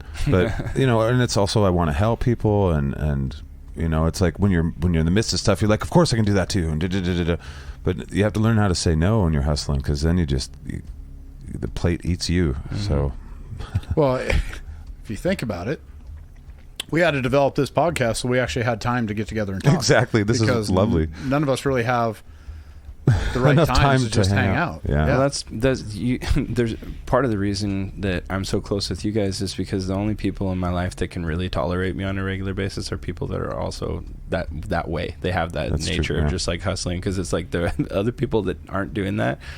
Still love them and bless those of you that still put up with me, even though I constantly like blow you off and forget to talk, reply to your text messages and stuff. It's not because I don't like you. It's just because he's speaking for me too right now. I just can't, like, I'm so like hyper focused on the shit that I'm doing and jumping straight from one thing to the next thing and pulling shit off by the skin of my teeth. It's just like I don't really have time to just be like, or that's not that I don't have time. I don't make time to just be like, let's just sit around and grill hot dogs and talk about bullshit. It's just like I like doing that once in a while, but every time I do it, I'm like, fuck, I could be doing so much more shit right now. Right. And it's like bullshit. It's nothing to do with the people. It's just the way that I'm wired. Yeah. And people that don't get that or aren't wired that way usually can't put up with me for very long. It does. Like, you do sound like a cunt. They're like, fuck you, dude. You don't even care about me. They feel like they're getting just brushed and that's off. valid. Yeah. Like I get that. I'm thankful for anybody who puts up with my ass.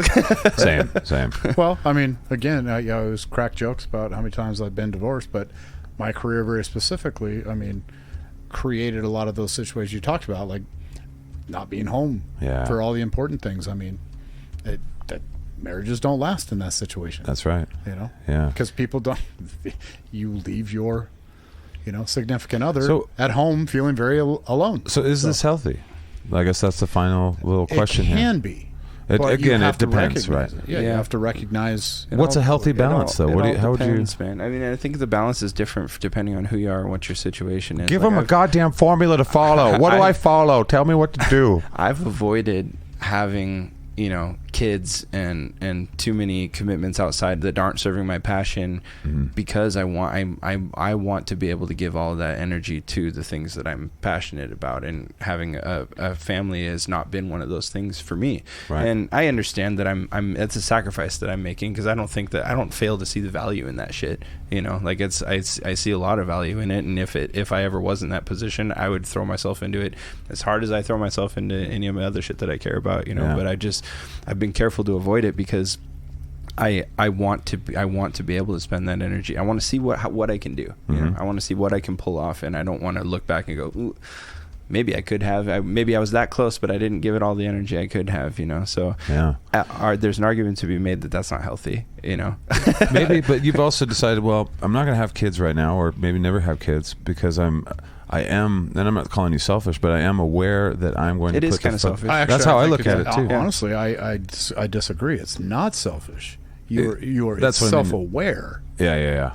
You're like, no, I want to do this, and I want to do this for me. Therefore, I'm not going to commit to other people in my life the way society expects me to, because I'm going to let them down, and I don't want to let them down. What's wrong with that? I wish I'd have learned that. That is self-aware. Well, that is and a it's better more way to that say I don't want to hurt them in the equation.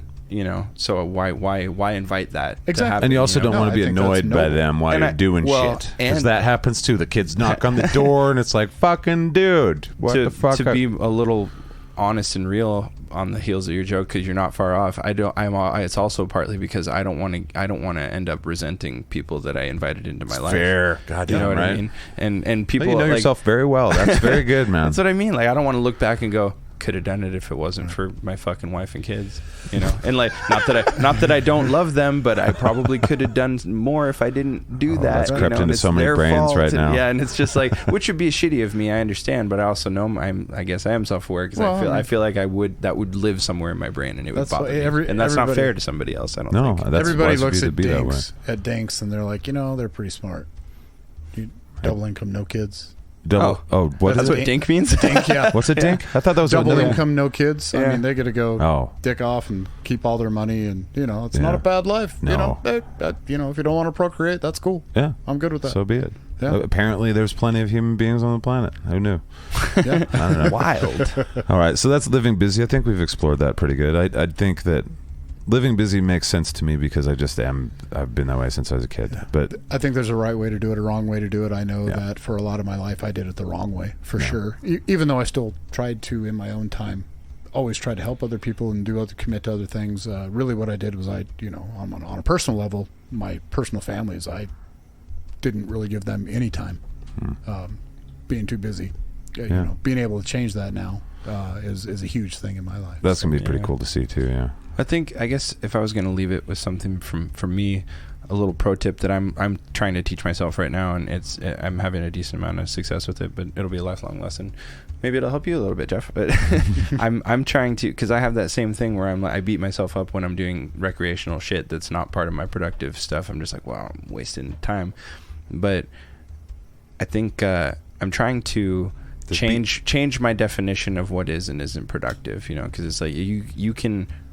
Resting when you need to rest is productive because it's serving the overall goal of you not being burned out or coming to hate the thing that or even if you're whatever you're doing with your leisure time, if you're out hunting, you're practicing a skill. That's not productive, even though you enjoy it. It's good that you enjoy it, but you're still practicing skills. So I'm like, that's what I'm trying to do with my, like, even when I sit down and play video games, I'm just like I try not to leave myself too much time for that or just watching TV, because I'm like, well, what a waste of time. But I'm like, well, I'm consuming art and I am an artist, so it's like I'm getting some inspiration from this, and I'm also just fucking chilling out and giving my brain one thing to chew on instead of 500 at once. Sure. So it's like, so I guess that's my advice that I'm trying to teach myself too, is just change.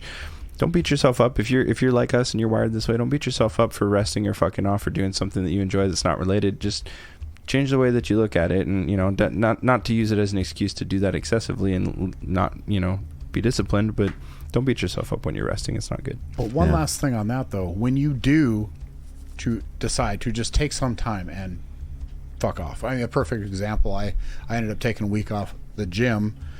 Okay, some things happened. I broke some fingers and stuff. Yeah. Well, that week turned into 6 weeks really quick. Because fingers don't heal in a week. Yeah, I did. Yeah, I really tried to go. So I read this book. This book's like, we really don't need to cast injuries. Your body kind of heals things on their own. That's why they swell. So, yeah, these two fingers were they're still pretty swollen actually, but I can move them now. I ended up having to tape them.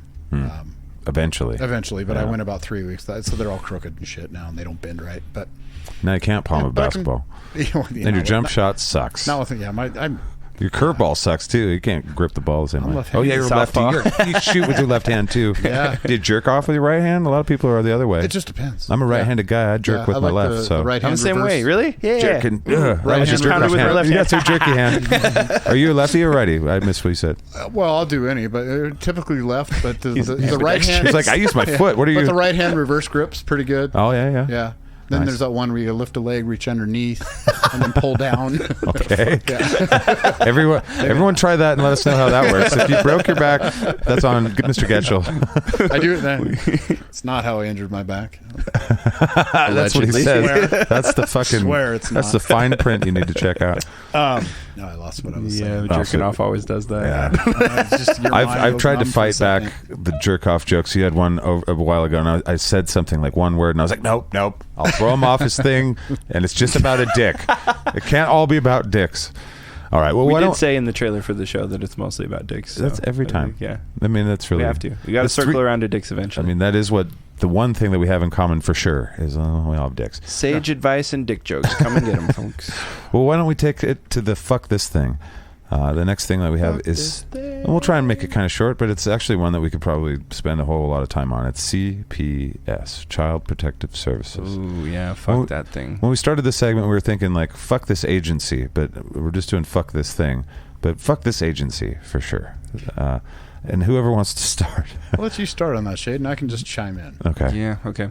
So I'm obviously, as I just covered, I don't have any kids, so I don't have any firsthand experience necessarily with CPS, but I've watched them make a living hell out of several of my loved ones' lives over the years, and I can't speak for every case that they ever deal with, but watching them handle these specific cases the way that they did, and it's not just the one here in Spokane. I mean, one of them was over on the East Coast. You know what I mean? So it's not like just this. Something wrong with the water over shitty, here. You know, yeah. But they.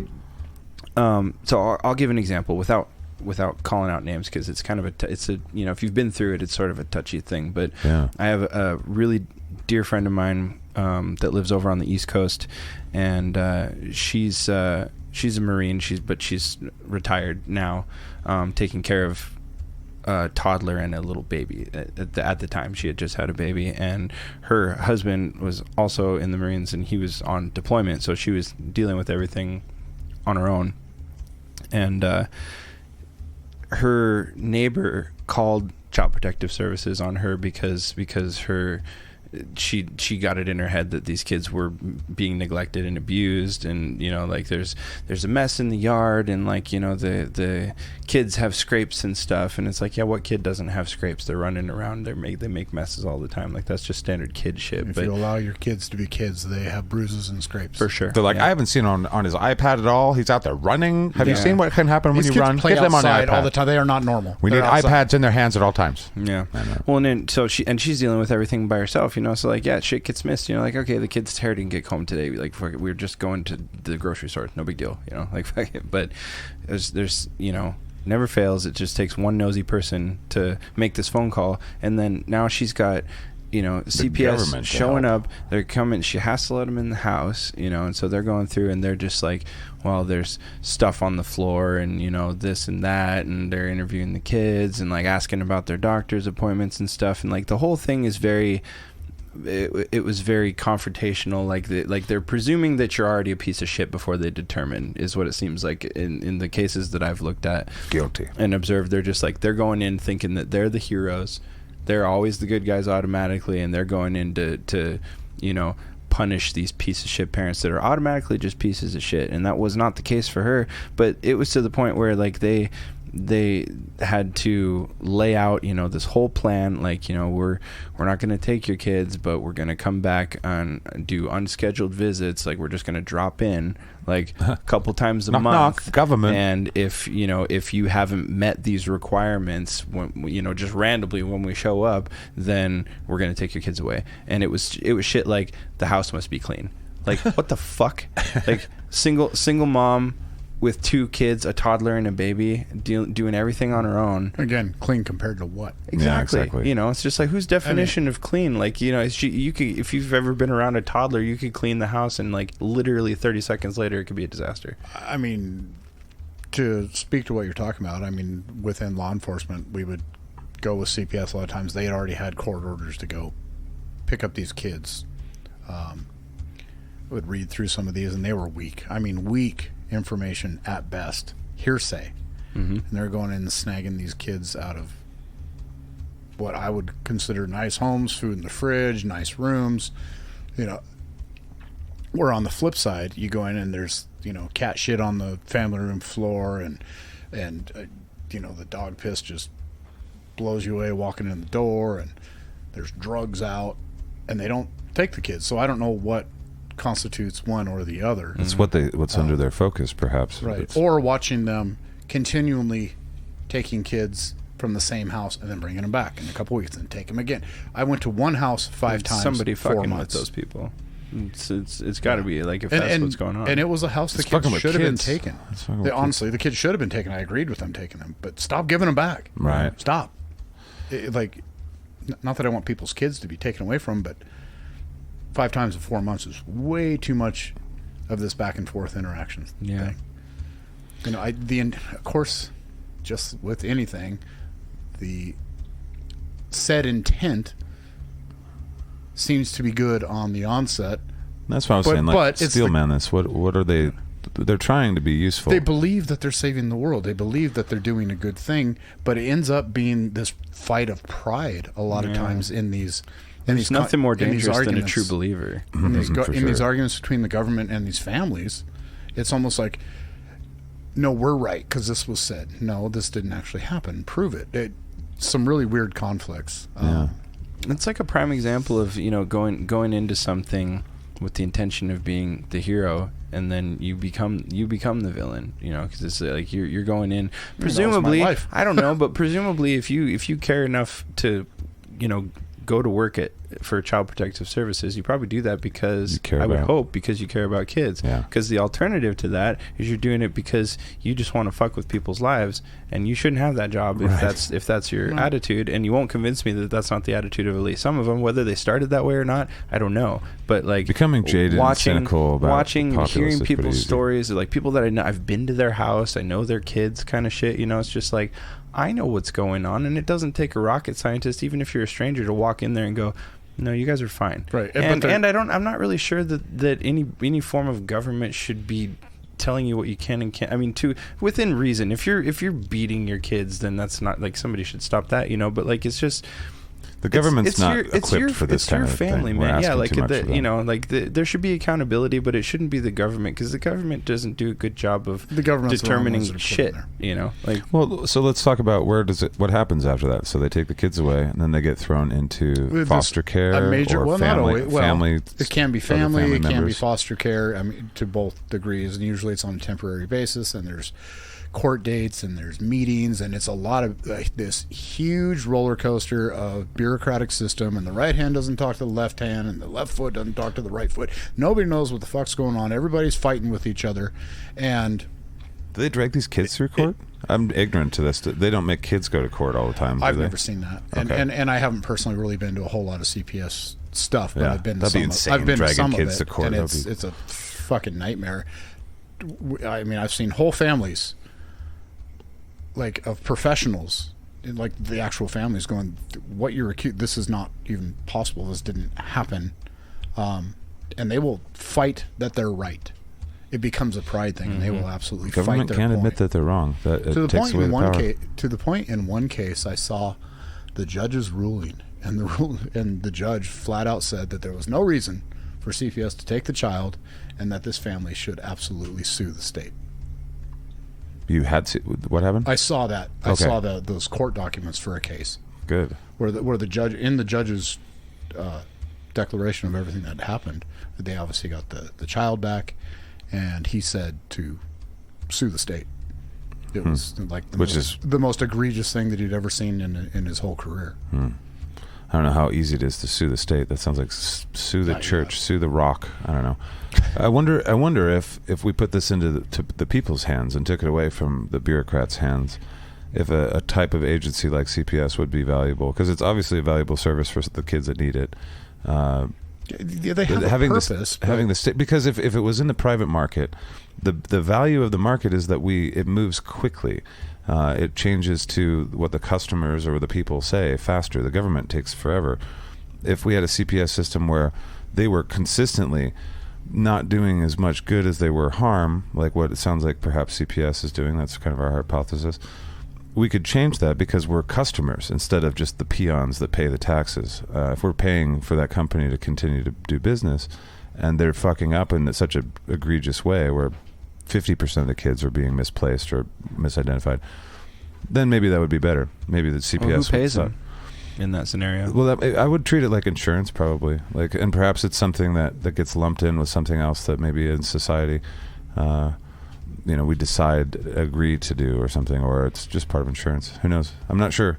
I have no answers to life's problems for sure, but I wonder if the market with just competition would keep them more honest. Because the government you can't sue them worth shit. I'm sure some people have successfully sued the government, but there's no stopping them from doing the dumb shit that they're doing until somebody comes in there with a sledgehammer and says, well, we're going to have to break this whole department before we move forward. And still it'll move forward. Well, I'm all for things being more, locally sized, whatever the smart people word for that is.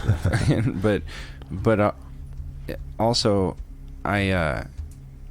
I feel I always, in shit like this, I just feel like there needs to be more accountability on the agency side of things. It's just like there needs to be some sort of check and balance. Yelp review to something. I mean, I maybe not in the court of public opinion necessarily, but right. Like it should be. there should be a certain, like, there should be consequences if they take a kid unjustifiably. There should be. It shouldn't have to be that guy shouldn't have had to be advised to sue the state. The CPS should have just been like, oh, right, ooh. But I bet there should be a people cost to them for fucking that up, because that's people's lives. That's people's kids. It's kind of what I noticed is that at no point do they ever go, because I guess they're the government. At no point do they go, you know what? We erred on the side of caution initially, and we were wrong, and everything's cool. We're good to go. And maybe it took 3 days for that to happen. That's not a huge deal. It's a huge deal to the family, but in the terms of how this usually goes, and it can be strung out for several months or years before there's an end result. If the government would just, for once, be honest and go, you know what, we erred on the side of caution, we were wrong, yeah, everything's cool. And then they should have to pay you. But they should have to fucking pay you. But there's this massive... Seriously. Well, when that happens, monkeys will fly out of my butt, as they say. So, well, if doctors have to have malpractice insurance. Right. Well, but that's the point. It's not any less severe when you're messing with people's children. But on the flip side... the government is violence. It's force. Yeah. So it's a whole other ballgame. On the flip side, to them, I mean, what happens if there's claims of some sort of neglect and abuse, and they don't do anything, and then something happens to that child? Right. That goes back on them. So you err on the side of... I understand erring on the side of caution. Imagine being a but once you CPS have person. control of that issue or that person, you really need to rapidly discern what's going on, and if there is any assistance that needs to be done, or punishment, or if the child needs to be placed, and then get it figured out quickly. And they don't do anything fast. It's the government. Right. But they also want to make sure that they don't rush. I imagine it's a very difficult spot, because it's not a job I would want to do, No. even though I don't appreciate a lot of their decision making, and I think that it's run very poorly. I certainly wouldn't want to do it myself. Yeah. I've been in a situation where I have had to call them to come take kids based on my own investigations, and it sucks, by the way. I also don't think we steelmanned any of their profession very well, in the sense that, yeah, we empathize that it's a hard job and but just like every other job, there's probably some procedures that are not their fault. Where it's like, I know that we've probably all experienced somebody that in the CPS kind of thing, or heard about it, where they abused their power and they were that bureaucrat where you're like, fuck you little shit. That, or there's just blanket procedures. That's what I think. Where it's, one size fits all, like what you had to deal with domestic violence. It's like, well, one of you is going to jail. Whichever one of you called, it's probably not. And I get that. And I account for that, but I also think that's crap, because that's just another form of failing to account for nuance, So it's like I have a hard time. It's still the system. I have a hard time excusing it, because somebody but implemented it's not the person. it. If it's procedure, somebody implemented it. But like, let's pretend that somebody that's listening to this is in CPS, and they're like, well, these guys are talking about this, but they're missing these things that happen that we have to do, and it cripples our, just like every job. It's like the police officers, you could do your job better if it wasn't for this set of procedures that make it so you can't. I wonder what CPS has that they would be like, if I could change this, I would do it immediately. I would love to hear. It has to be, but we're not, so I think you don't always put it on also fuck the government.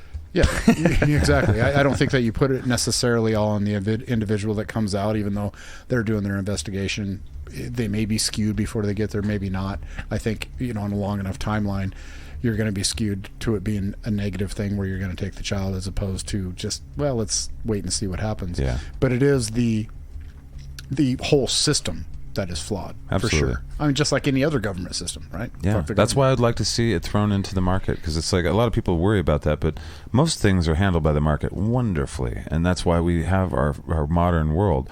I wonder if something like this could be privatized. The incentive, I mean, it's not like prisons where it's this controversial thing, like they're going to make more kids bad to fill the prisons. It's like, no, this is literally just this intermediary kind of consular position where they can come in but the transparency would come from them being a business and having competition and having customers, where when you're a customer, you're way more powerful than when you're a fucking citizen.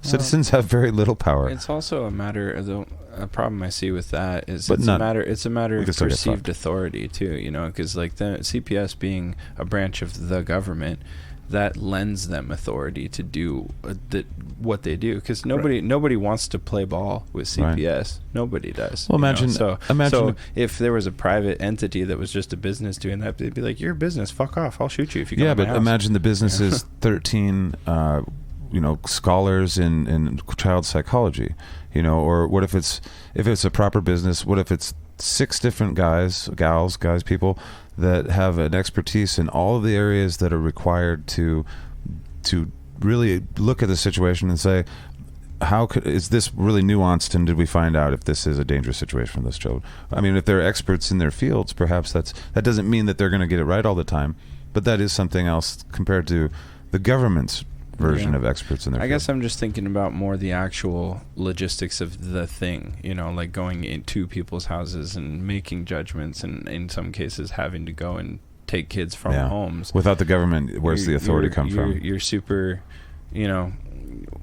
your child psychologist with a good pedigree, he's not going to be the one doing that, Right. So it's That's true. Who does that at that point, Like, there has to be some kind of perceived authority, or else it doesn't go down, in my opinion, That's fair. It just sucks that a broken system like the government has to be the thing that lends that authority. I know. It kind of makes me, whenever I get to these points where it's like, shit, nothing's going to work, it's like, fuck, we are weird creatures. Yeah. Where we just, I mean, there's no solutions in life. A lot of economists look at it like this. It's like, governments will oftentimes, political parties will offer these solutions, but it's not. They're trade-offs, and they're always trade-offs. There's never solutions. It's always trade-offs.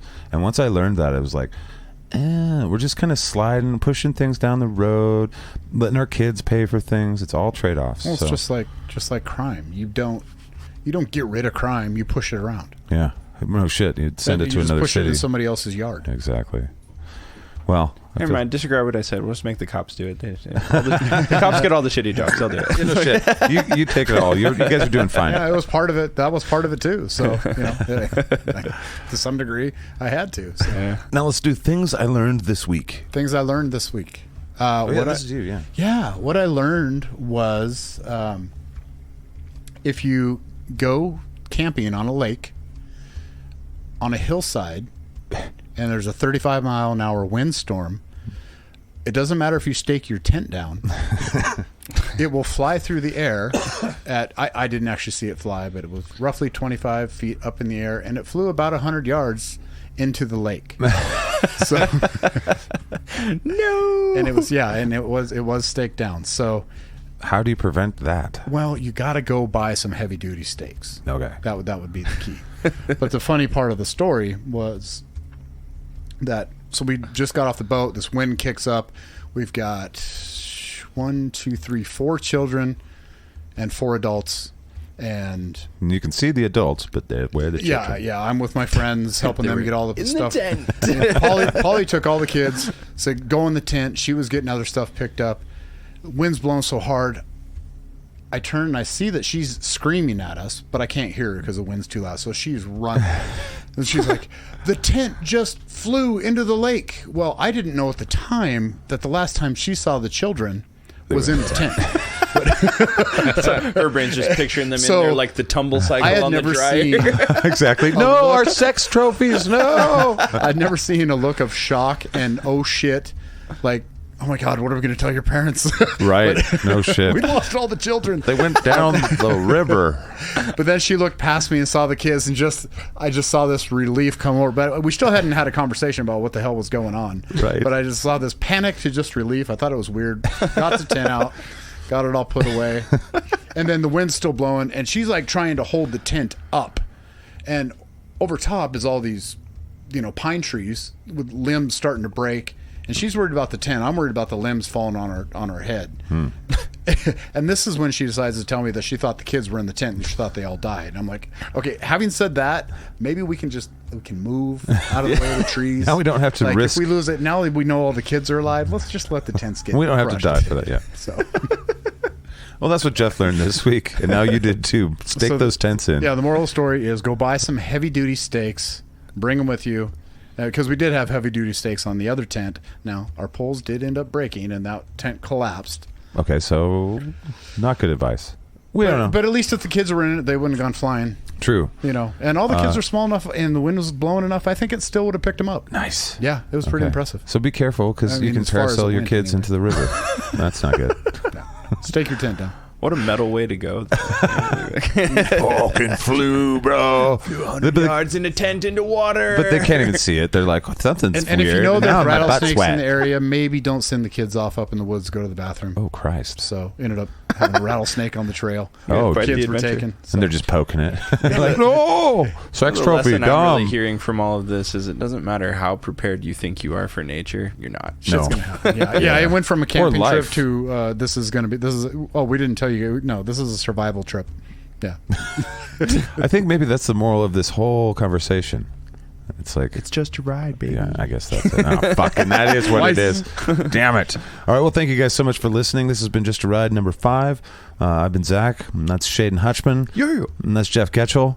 And I made him, I was going to have you say your names, but then I said your names. You got too excited. I did get excited. Okay. right. All right, buddy. I got It a chub happens. going. But thank you for listening. Just a ride pod@gmail.com. You can get a hold of us there. You can get a hold of us at info@SkatCast.com. Visit SkatCast.com for more and for all of the bullshit that we've done previously. But yeah, thank you for listening. Keep those letters coming in. We're reading all of them. And we'll talk at you in the future. It'll seem like the present. Bye. See ya. Bye. It's just a ride. Whoa, oh.